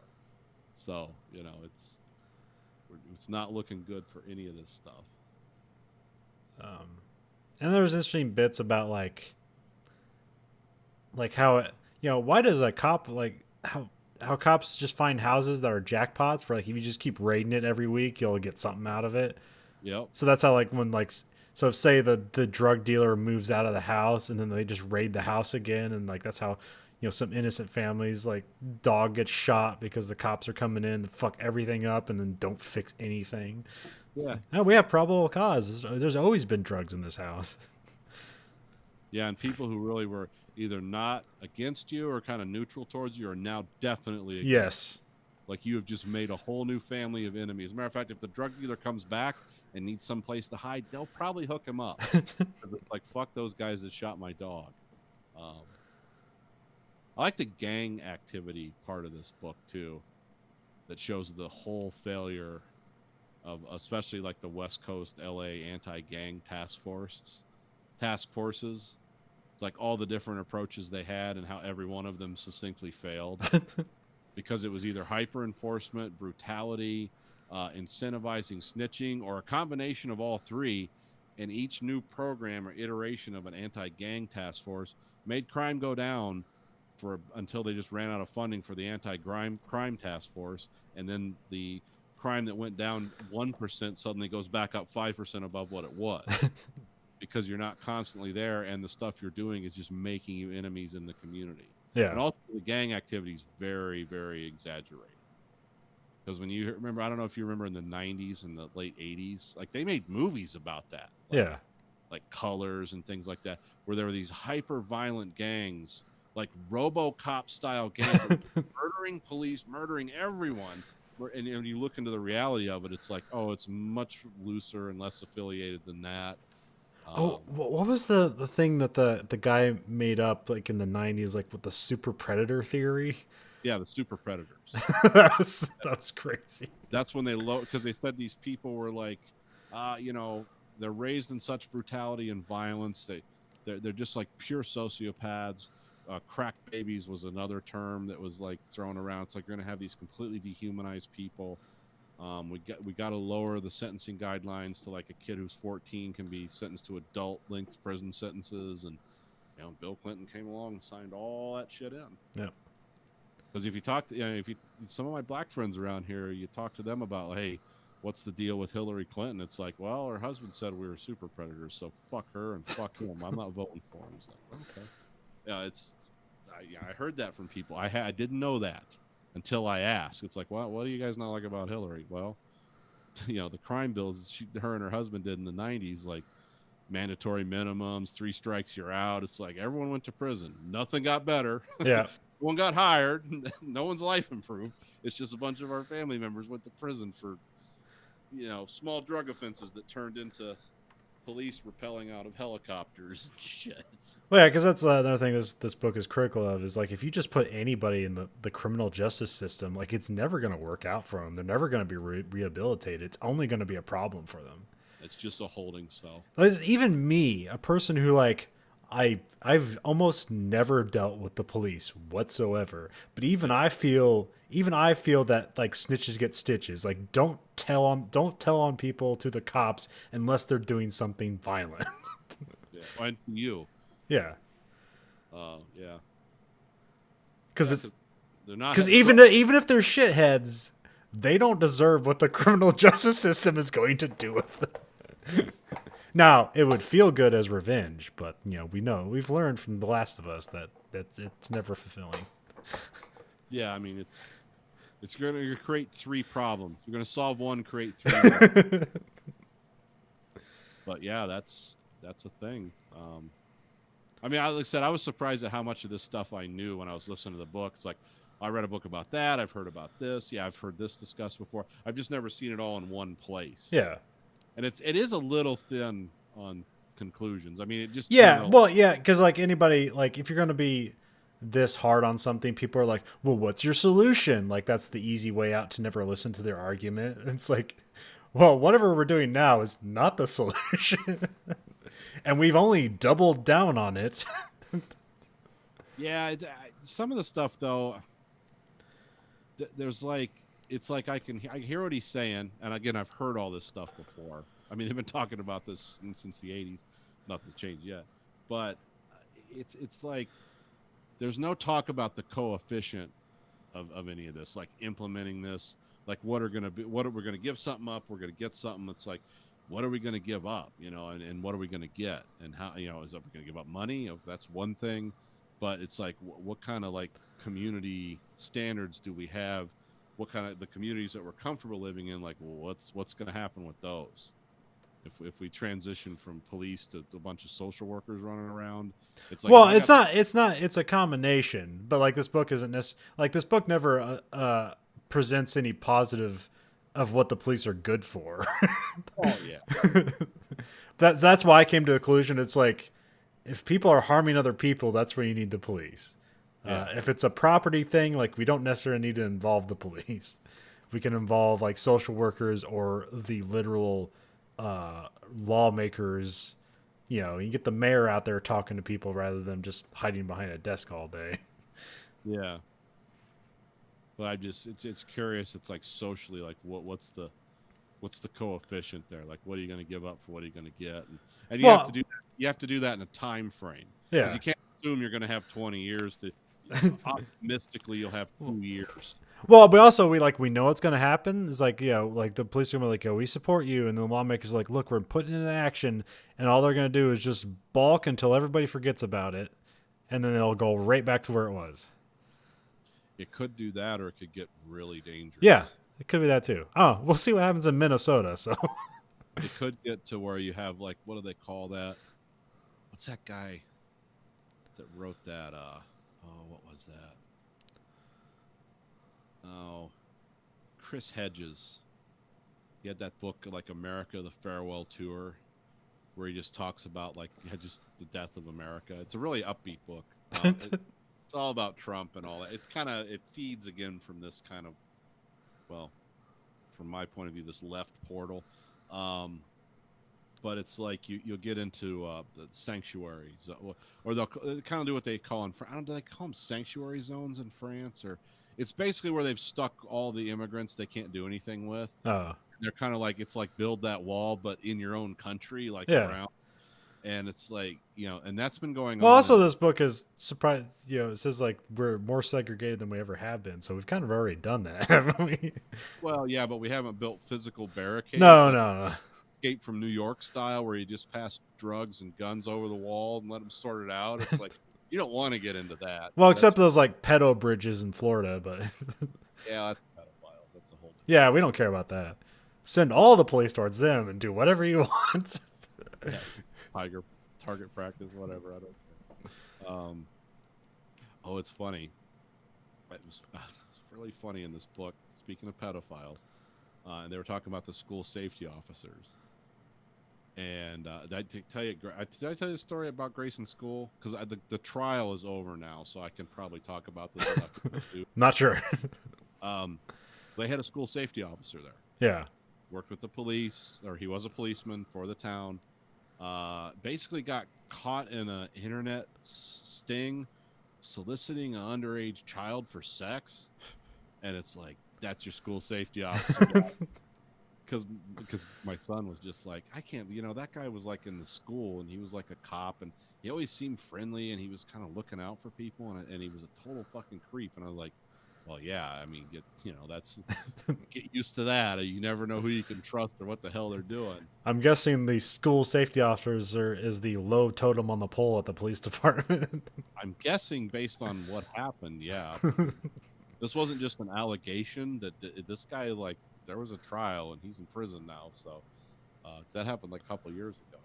It's like, yeah, these are the guys running around the schools. I mean, I don't know if all of them are this, but it sounds like, from the stories in this book, there's not a lot of them that are too effective.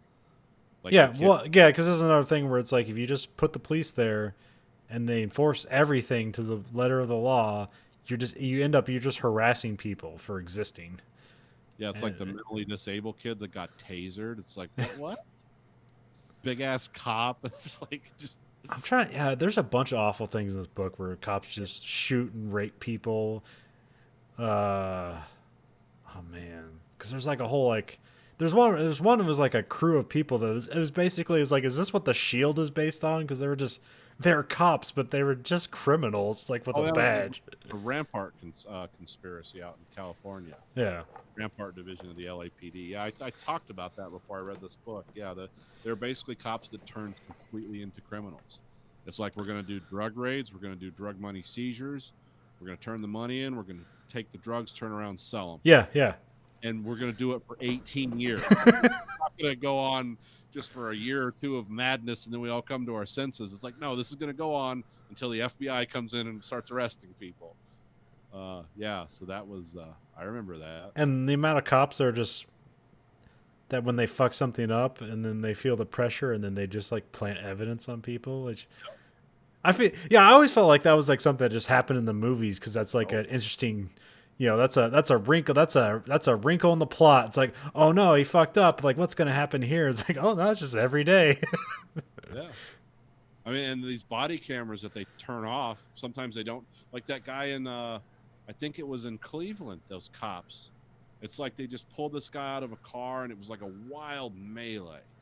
He didn't get killed, but he really got the shit beat out of him. And they were looking through the car, and you see on camera the cop like takes his bag and drops it. It's like, we found drugs, but he didn't know he had his body camera on. It's like, it's obvious. And this guy, he lost his job and got in a lot of trouble.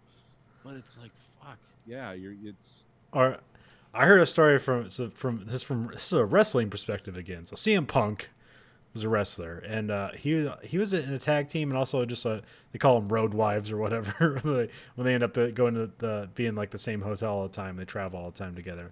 So he was with Kofi Kingston, who was a black guy.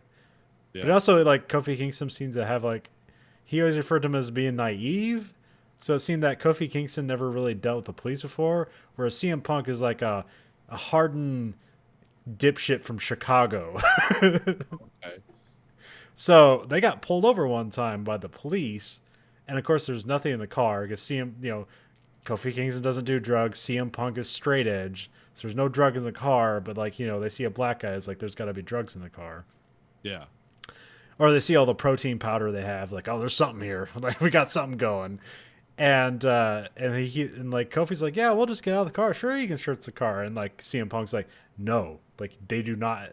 They don't have a warrant. They don't search the car. And eventually he says, like, they let Kofi lets them search the car, and CM Punk is always making sure that wherever they think they cuffed him, but he always like stood in front of the cop car, so the camera has him on camera, and like the cops always wanted him to move to the sides, like, no, I'm staying right here where I'm on camera.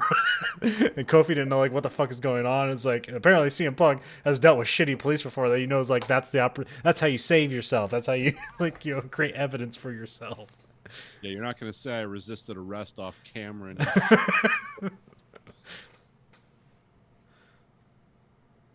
Yep, that's yeah, it's not a good thing. This book highlights a lot of this not good stuff, and it also highlights like, I mean, you always Well, yeah, assume, to the credit, it's like they say, like, this is about police. For every societal failing, the police get called in, and they're not prepared to handle like 90% of it. yeah, it's not like all police suck and they're just bad people. It's just like you're just using a hammer to solve every problem. Yeah. When a saw or a scalpel would do may better, but everything's just bash it with the police, and the police are not trained for this, and nobody's trained for this. I mean, I don't dealing with crazy people, just homeless people like swinging shivs around and stuff. I mean, I don't. How do you? What are you supposed to do? Like, no, don't kill me. You know, it's kind of weird. But that's because I mean, I learned that when I read the autobiography of that guy who was a guard at Sing Sing, and it's like he said, half the people that are in Sing Sing are fucking mentally ill. They're not criminals. They're crazy. They don't need, because this guy worked on like the blocks where the new guards got put, and it was always the crazy blocks. It wasn't with the rapists and the bank robbers, because those guys are predictable. You know what they're going to do.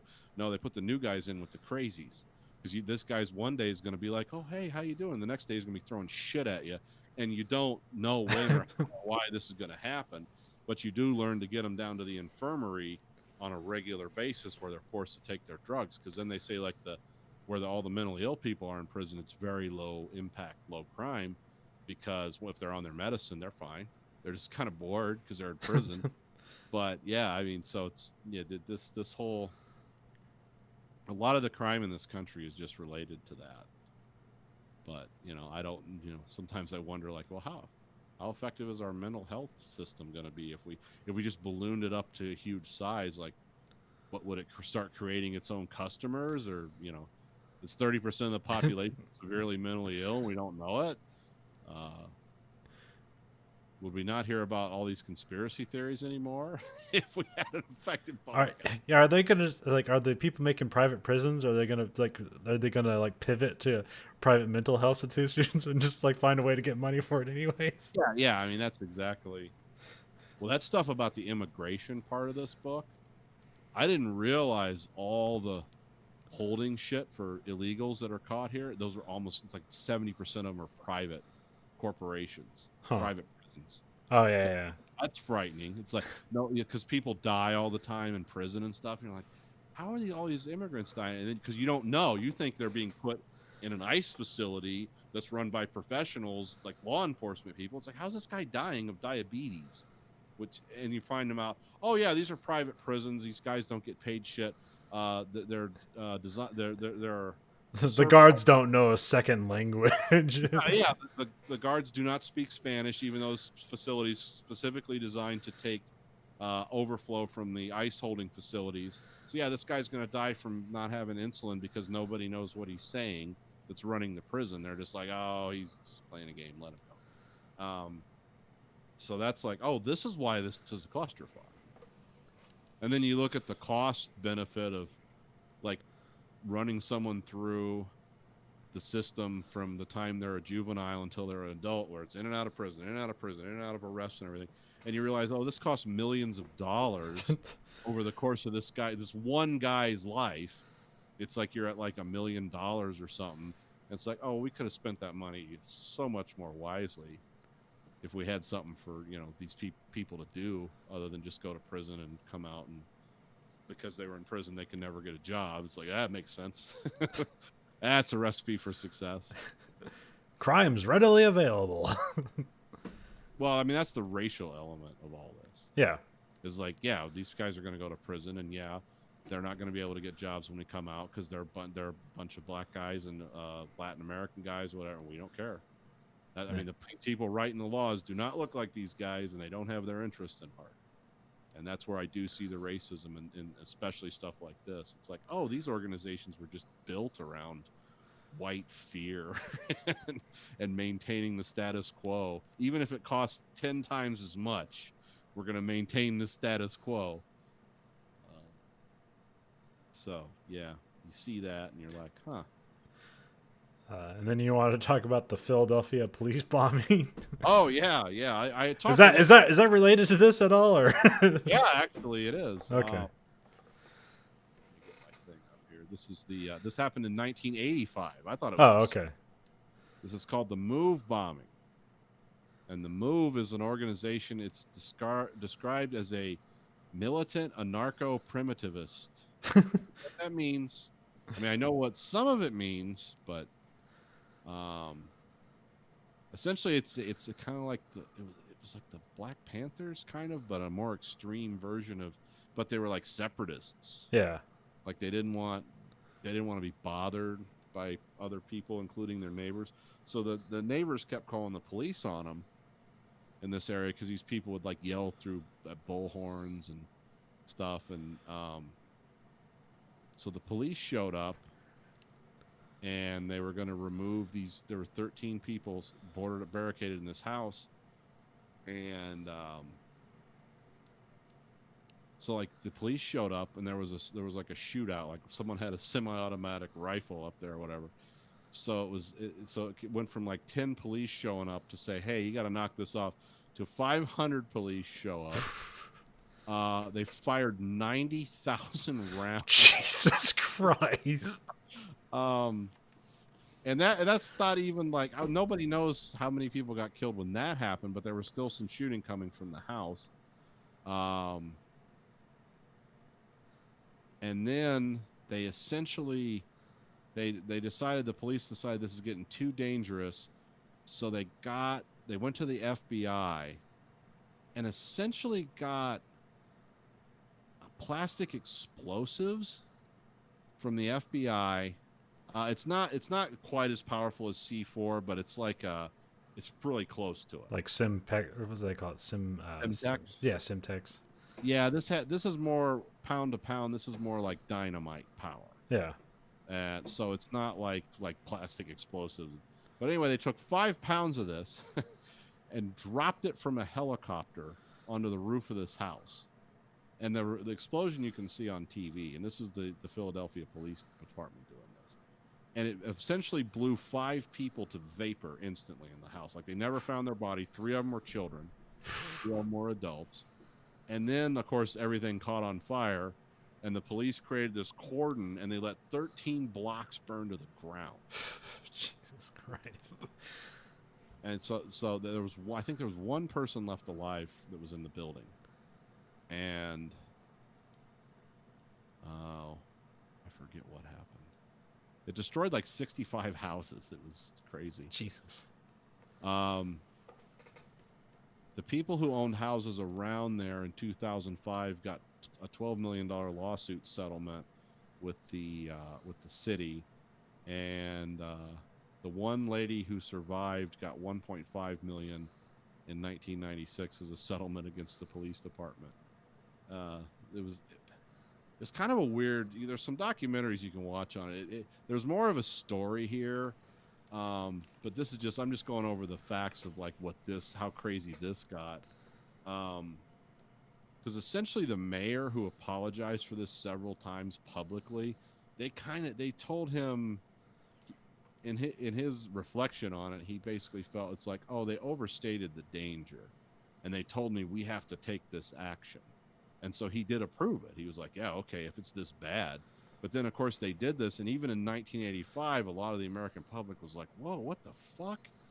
Like, you dropped plastic explosives onto this house full of people." Before that, though, you raked the house down with like 90,000 rounds. I don't understand. I hear that number, but then I try to imagine a house, and it's like, oh, the structure of the house would fall apart. So I don't know exactly how that went down, but Yeah. the bottom line is they would not let the fire department in. They created this cordon, and they just like let it burn. And it burnt, 65 houses, which is like 13 blocks of that city. So, yeah, and there's no question it was kind of a wacky group that they seem to be the architects of their own demise. This is what happened at Waco. This is what happened at Ruby Ridge. They've done stuff like this before. Now, The difference there is, though, they didn't drop a bag of explosives onto a major American city, and then let part of it burn to the ground. They all had reasons for what they did, and at the time, there was, I don't think anyone's been charged, or I know there's been civil things settled about this, but I don't think anyone's ever been charged or even hardly or harshly questioned about, would you really think this was the best solution? So, yeah, it's the move bombing, Philadelphia move bombing. You can look it up. There's documentaries about it if you want to know more. I'm just highlighting the most ridiculous elements of it because it's like, this is nuts. And I thought it was in the mid 70s, and I thought they used the homemade barrel bomb. It's like, no, they used the FBI. Well, and like I said, that plastic explosives is not part of the normal inventory of police. They had to get that from the government. The explosive is actually called Torvex. Okay. But essentially, it's a dynamite substitute that works like plastic explosives. So, not to get the terms all mixed up, they basically used some kind of downgraded C4, drop it on a building where they knew children and women were in there, and it's like, let's see what happens. And there's actual video of it. Yeah. You can tell it is a powerful explosion. You're like, wow, did they just do that? But they just like opened a door up and dropped this bag out. You hear the one cop like, go, go, go. It's like, holy shit. So, yeah, it was definitely, it was one of those things where I'd call that police overreach. I mean, I don't know. When people are shooting at you from a building, I don't know what you do, but you don't let 65 homes burn to the ground. And that sounds like something you move with those big, huge riot shields. You just start moving towards them. I don't know. I don't know the tactics, but... Or you could talk to them. It's like, hey, what do you want? I mean, you're not going to get it, but we're not going to blow you to vapor, so let's talk. We'll give you a little song and dance before we shoot you. We won't burn down the neighborhood. Yeah. No one's getting shot here today. I mean, probably going to go to prison the rest of your life, but no one's getting shot. Yeah, that's about all I have to say about that. I mean, it's the documentaries do a better job of covering it than I do, and there's not really like a lot of standout characters or interesting detail. It's just sort of a sad, awful thing that happened. And it's well, it was like one of those, like, because that the 1,000 Pounds of Dynamite book we read, it's like, this is like wild. Like, how come I never knew this existed? And it's another one of those things from the 80s. Like, this is wild. How come I don't know this existed? Yeah, who's doing this? Because if someone told me, hey, if I didn't know about this, and someone said, hey, in the mid 80s, like the Philadelphia police dropped C4 and killed a bunch of women and children, I'm like, no, they didn't do that. You saw a movie. That's not real. Yeah, that's Hollywood shit. No one does shit like that. You'd have to be absolutely out of your mind to do something like that. Then hit play on the video. Like, oh shit. You go into InfoWars to get this? Oh, fuck, what happened? No shit.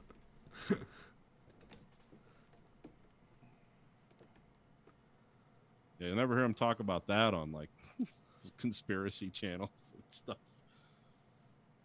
That's funny, too. You think, they'd be, like, all about, like, the victimization. But no, somehow it just... Yeah, if we let the government get out of hand, this is what they'll do to you. So we watched a movie this week. Yes. We watched Tall Girl. Netflix special Tall Girl. Which I picked this one because we kind of use this as a throwaway week, and I remember seeing the trailer for this, and I was like, yeah, this looks like interesting subject matter. It might be fun, so like, let's see what's going on with Tall Girl. Yeah, it was kind of it was a good movie for what it was. It's a teen romance comedy. Yeah. Like, think like Pretty in Pink or 16 Candles. Yeah, it was that nice. kind of stuff. It wasn't super vulgar, which was no, it wasn't American Pie. Yeah, because at first I thought, oh, is this going to be something I'm going to be vaguely uncomfortable with because it's a bunch of teenagers talking about sex and why am I watching this? Because I'm a creep, but no, it wasn't anything like that. I had to suspend my disbelief a little bit though because like the most attractive girl in the movie is the tall girl. Yeah. She was pretending like she was some kind of ugly duckling because she's like over 6 foot tall. Yeah. Um, They do a good job of like accentuating her height because she's only like 6'2", but in the movie she looks like she's 7 feet tall. Now maybe it's because they cast everybody to be shorter than her, but like you're like 6'2", aren't you? I'm a little over 6 foot. I'm not as tall. This girl in real life is like 6'1". So this girl would be a little bit taller than me. Yeah. But I'm not like monster. I don't tower over anyone. You probably don't have as long as arms as she does. She's just very lanky. So she just, even though she's like, she's tall for a woman, but she's like not that tall. But she just looks way taller than she actually is. She looks like a basketball player. Yeah, or a volleyball like front lineman or whatever. Yeah, she's actually a dancer in real life. Yeah. Because like I was like comparing like Gwendolyn Christie, who she plays Brienne of Tarth in Game of Thrones. Like she's 6'3". Yeah. But also like the way they shoot her in the show, she's always like on like her and Jon Snow are like eye level, and like she's almost like a foot taller than that dude. Yeah. Yeah, that's they did that up a little bit. And then the guy, the mountain, that guy's actually really tall in real life. Yeah.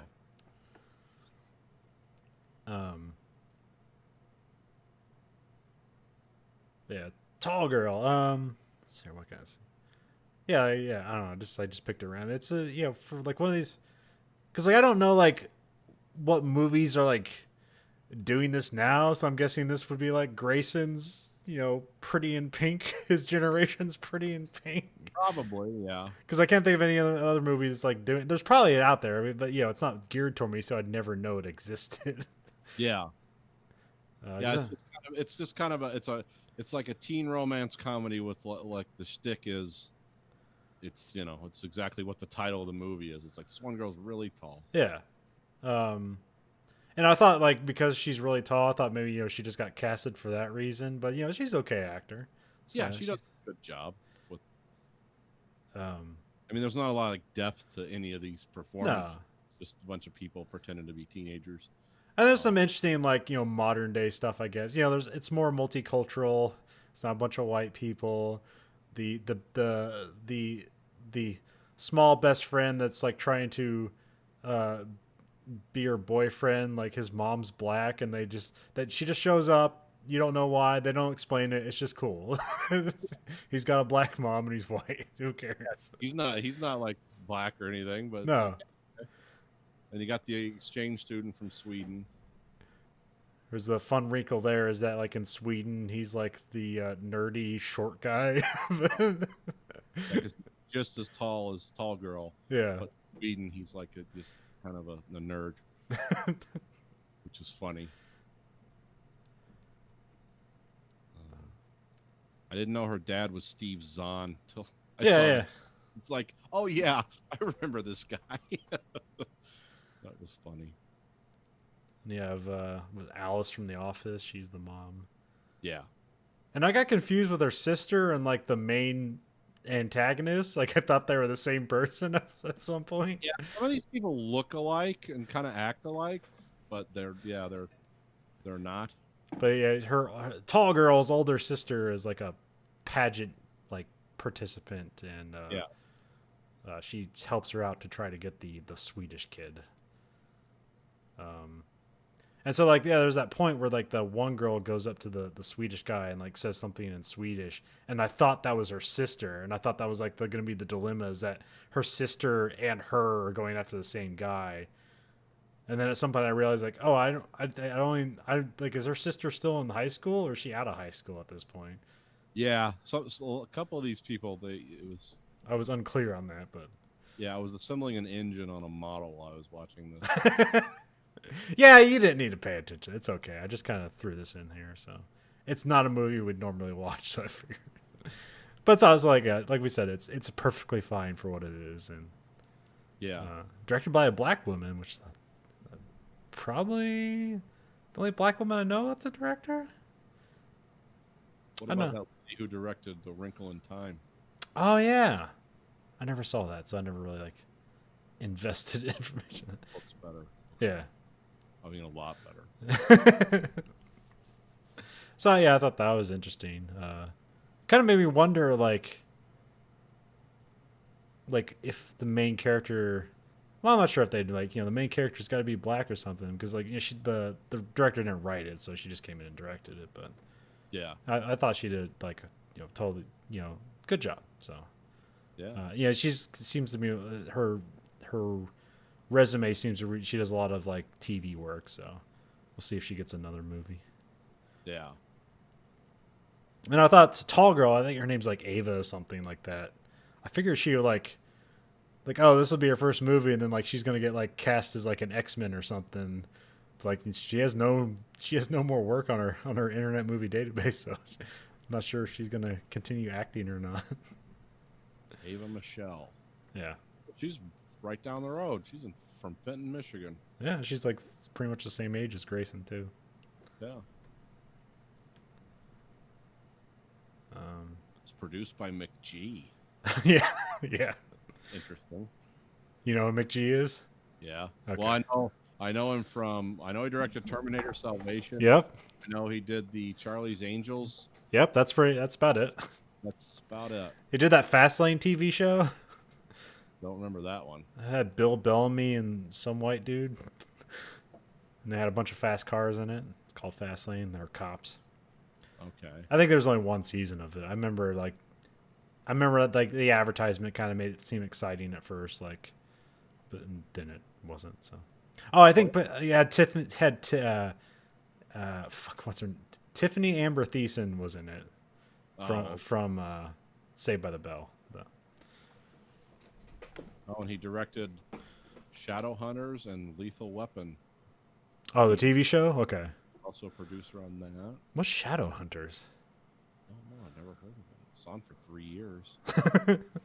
Something from the Mortal Instruments, a teen supernatural Oh, drama. Okay. that sounds familiar. I've heard of the Mortal Instruments before, but I don't know Shadow. And you got Chekhov's Apple Box in this. Oh yeah. Yeah, because the best friend, he's always carrying around the apple box, and like nobody knows why. And then at the end of the movie, he stands on it to kiss her. Oh, okay. That's right. I remember. Yeah, because that was introduced in the beginning of the TV show or the movie, and not spoken of again. Now I remember he did that. Yeah. And so I thought that was a nice touch. Yeah. Yeah, this probably because I'm trying to compare this to Pretty in Pink and 16 Candles, but like I've never seen Pretty in Pink. I just know it by osmosis, and I've like seen bits of 16 Candles. So I don't know them necessarily. But what I've heard people talk about with Pretty in Pink is like the John Cryer character is Ducky. Yeah. He's like the nerdy guy who's also going after was it Molly Parker? What's her name? Molly Ringwald. Molly Ringwald. Yeah. But then she ends up going with like the hot guy, and then he's just kind of like friend zoned at the end of the movie. So here it's kind of the nerdy guy gets the girl at the end of the movie. Yeah. Well, I mean, different. Pretty in Pink and 16 Candles were kind of genre-defining movies, Yeah. whereas this one was very. It was fine for what it was, but it didn't like. It's formulaic. Yeah, it's very formulaic, and it was like I said, fine for what it was, not genre-defining though. No. But it was, it was good. I mean, it was good G-rated entertainment. That was fun. There's the weird part where like the dad has like the organization of tall people over. Yeah, yeah, that was kind of some interesting camera work there. I like one part where the lady's like, "Where's the bathroom?" and she just nails her head on the wall. Like, that's pretty funny. It's good old Good old Three Stooges humor. like gag, yeah, Yeah. yeah, it's fine. Well, I thought I read there's not much trivia on this from Internet Movie Database. One of them is like they put a search out for a girl who was 5'10" or above. Like that was the qualifications to be in the movie. But yeah. I'm still because I'm like thinking of like I remember thinking like I thought Uma Thurman like if I think of like a tall actress, it'd be like Uma Thurman. I think she's only like 5'11", but she's just like taller than other women in film, so she just always looks like a really tall woman. But Yeah, it depends on how much of that's legs too. yeah, 'Cause if you got a woman with really long legs, she's gonna seem a lot taller. yeah. If you put Uma Thurman next to this girl like that, she's gonna look gigantic, even though she's like 2 inches taller or whatever. I have known in my time at work I know there was one gal I worked with that was much taller than me, like a head taller than me. Yeah, But there was obviously something not right there. Like she had she was kind of hunched over. okay. It didn't look healthy. And then there's a few girls at work that are equally as tall as me. So yeah, there's women that are that tall. It's not that common though. It Yeah. stands out. You notice them. Well, I mean, any high school you go to, like the basketball team, there's going to be like one or two girls that are like 6 feet tall, Yeah. and they have to play center. You have no choice. You are a center. I remember when I went to that one high school where they had the two guys on the basketball team. They were twins, and they were 7 foot. Jesus Christ. They weren't. They were so long of limb. They weren't graceful basketball players. But Yeah. you couldn't get past them. Yeah. They were just going to block every shot you made just by holding their arm up. Yeah, that's the kind of guys, the only way you can shoot past them is like to shoot the ball underneath their armpit. Yeah. They were not the star players on the team, but it was weird that they were identical twin brothers, 7 feet tall. Yeah. They did not go on to play basketball in any other but like I said, they weren't graceful. They fell a lot, but yeah, you could not shoot around those guys because they just stand there and hold their arm. Catch that, literally with one hand. He's gonna catch that. Yeah, I don't think there's anything in the movie about like people trying to force her to like play basketball. Because like whenever I talk to tall people, that's always like a thing from their childhood where it's like people like really wanting them to play basketball. Like, no, I hate fucking basketball. And it's like, yeah, but you're tall. It's like, it doesn't matter. I hate it. A lot of running.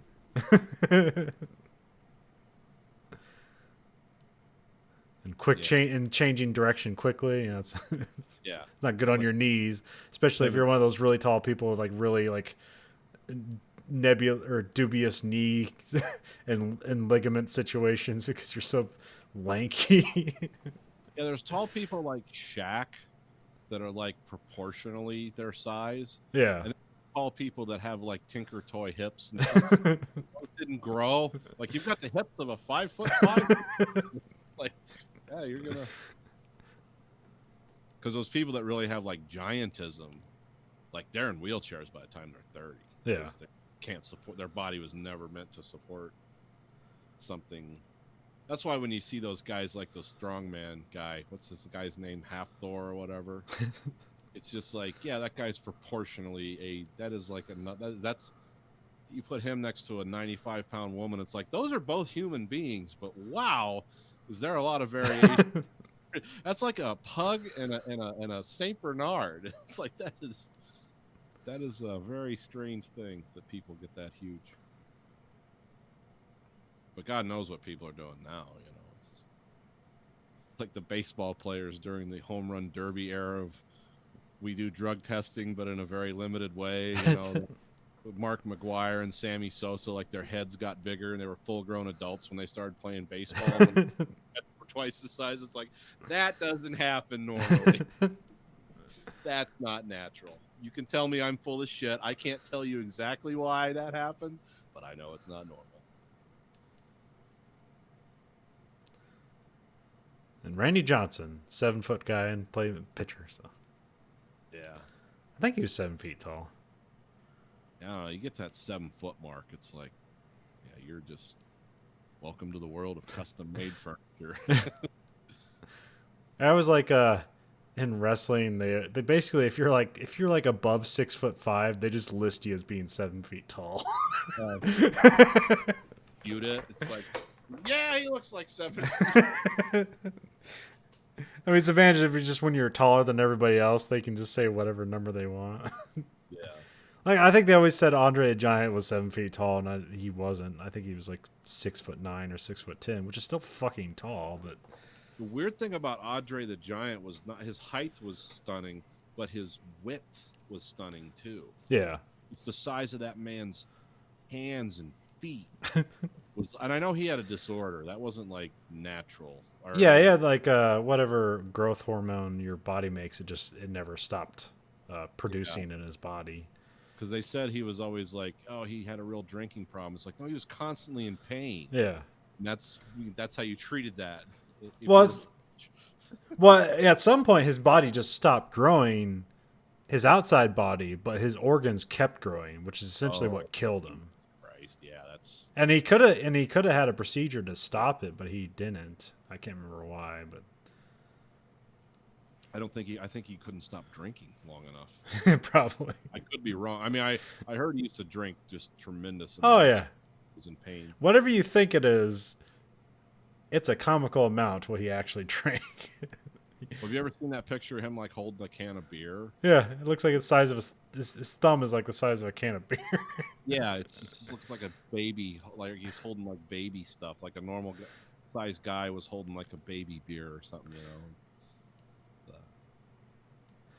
I heard some story about one time Arnold Schwarzenegger was drinking with him and he paid the bill and he got extremely pissed at Arnold for that because Andre the Giant always pays the bill, you know. Oh, really? Okay. Yeah, and so he just there was like I don't know there was like a drink of like a vending machine like a Coke machine there, and he got mad at Arnold Schwarzenegger. And he just picked Arnold up like he was a baby and set him on top of the Coke machine and walked away.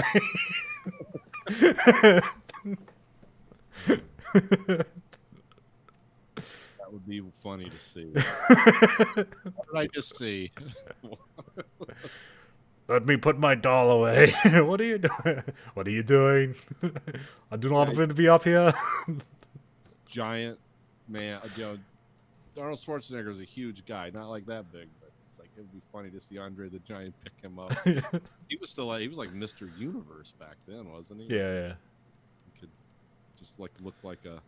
I think Arnold Schwarzenegger is only like I think he's only like 5'10". I don't think he's like 6 feet tall, but you know he's. Oh, I thought he was like 5'8" or something. I don't know. Yeah. Oh yeah, most of those action guys they're always shorter than you think they are. Oh, okay. Yeah, like Sylvester Stallone and Schwarzenegger, like they're. But still, they just look huge. So. You know. Yeah, I mean they're good-looking guys. Yeah. They're not normal-looking humans, so you just attach all kinds of attributes to them. Yeah. Who was talking about that? Like someone was saying they were.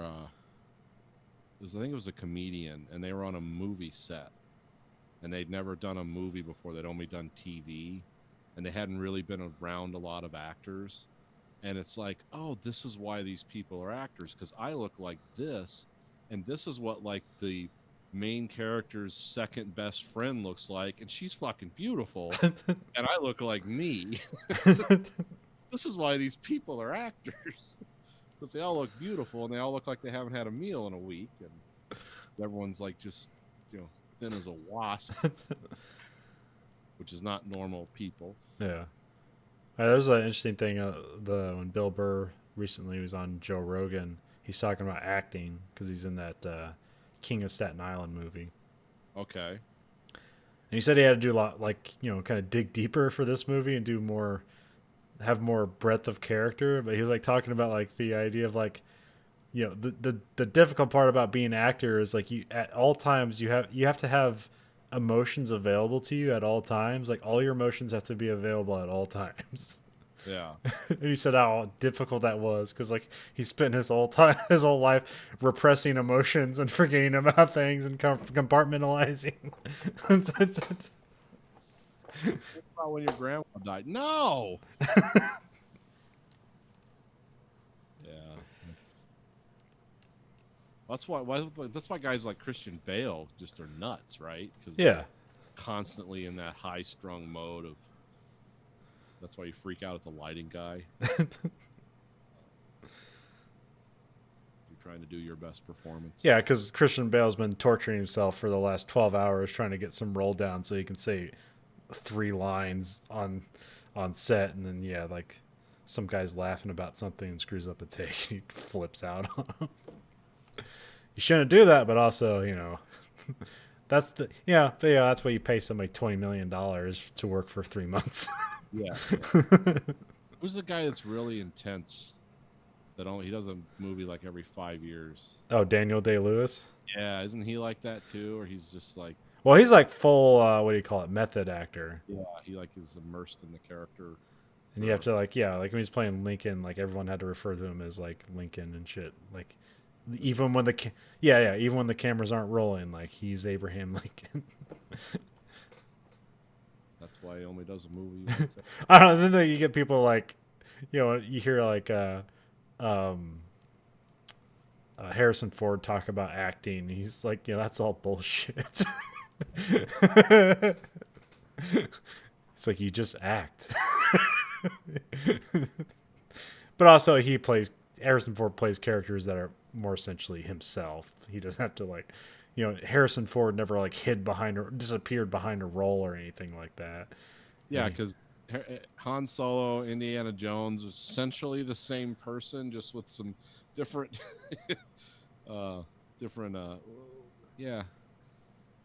maybe Indiana Jones wasn't quite as much of a criminal. No. Actually approached things the same way. Like they seem to have the same look on their face. Like, oh shit. Yeah.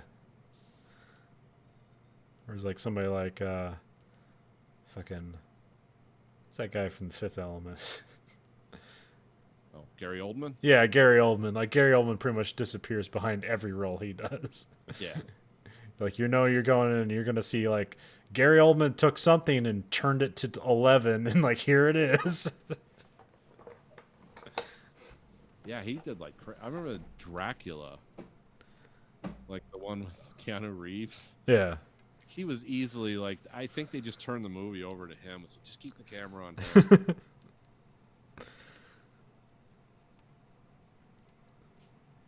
Because Keanu Reeves is not known for his like diversity of No. wide range of acting. There's he's good in some dramas, but not mostly. Mostly you want to see a Keanu Reeves movie, you just want to like go into the movie and like Keanu Reeves. Like it's fun hanging out with Keanu Reeves. Yeah, I mean, it's not like he'd be a fun person to meet, but yeah, it's and he also he has his roles that he inhabits. Like there's like John Wick. It's like I couldn't imagine a different person being John Wick. Yeah. Because he's like perfect. Well, I can imagine like them getting Jason Statham and it just not working as well. Yeah, I mean, it's Keanu Reeves is like the master of like the understated, and when he says stuff, it's always like, like in The Matrix, he was just kind of like the stand-in for the audience. Like, wow, what's going on? Oh, this is crazy. It worked. All right. Well, that's all I got for this week. All right. All right. So this week for the American Greed Factory podcast, this is Nathan. This is Conlon. Goodbye, America.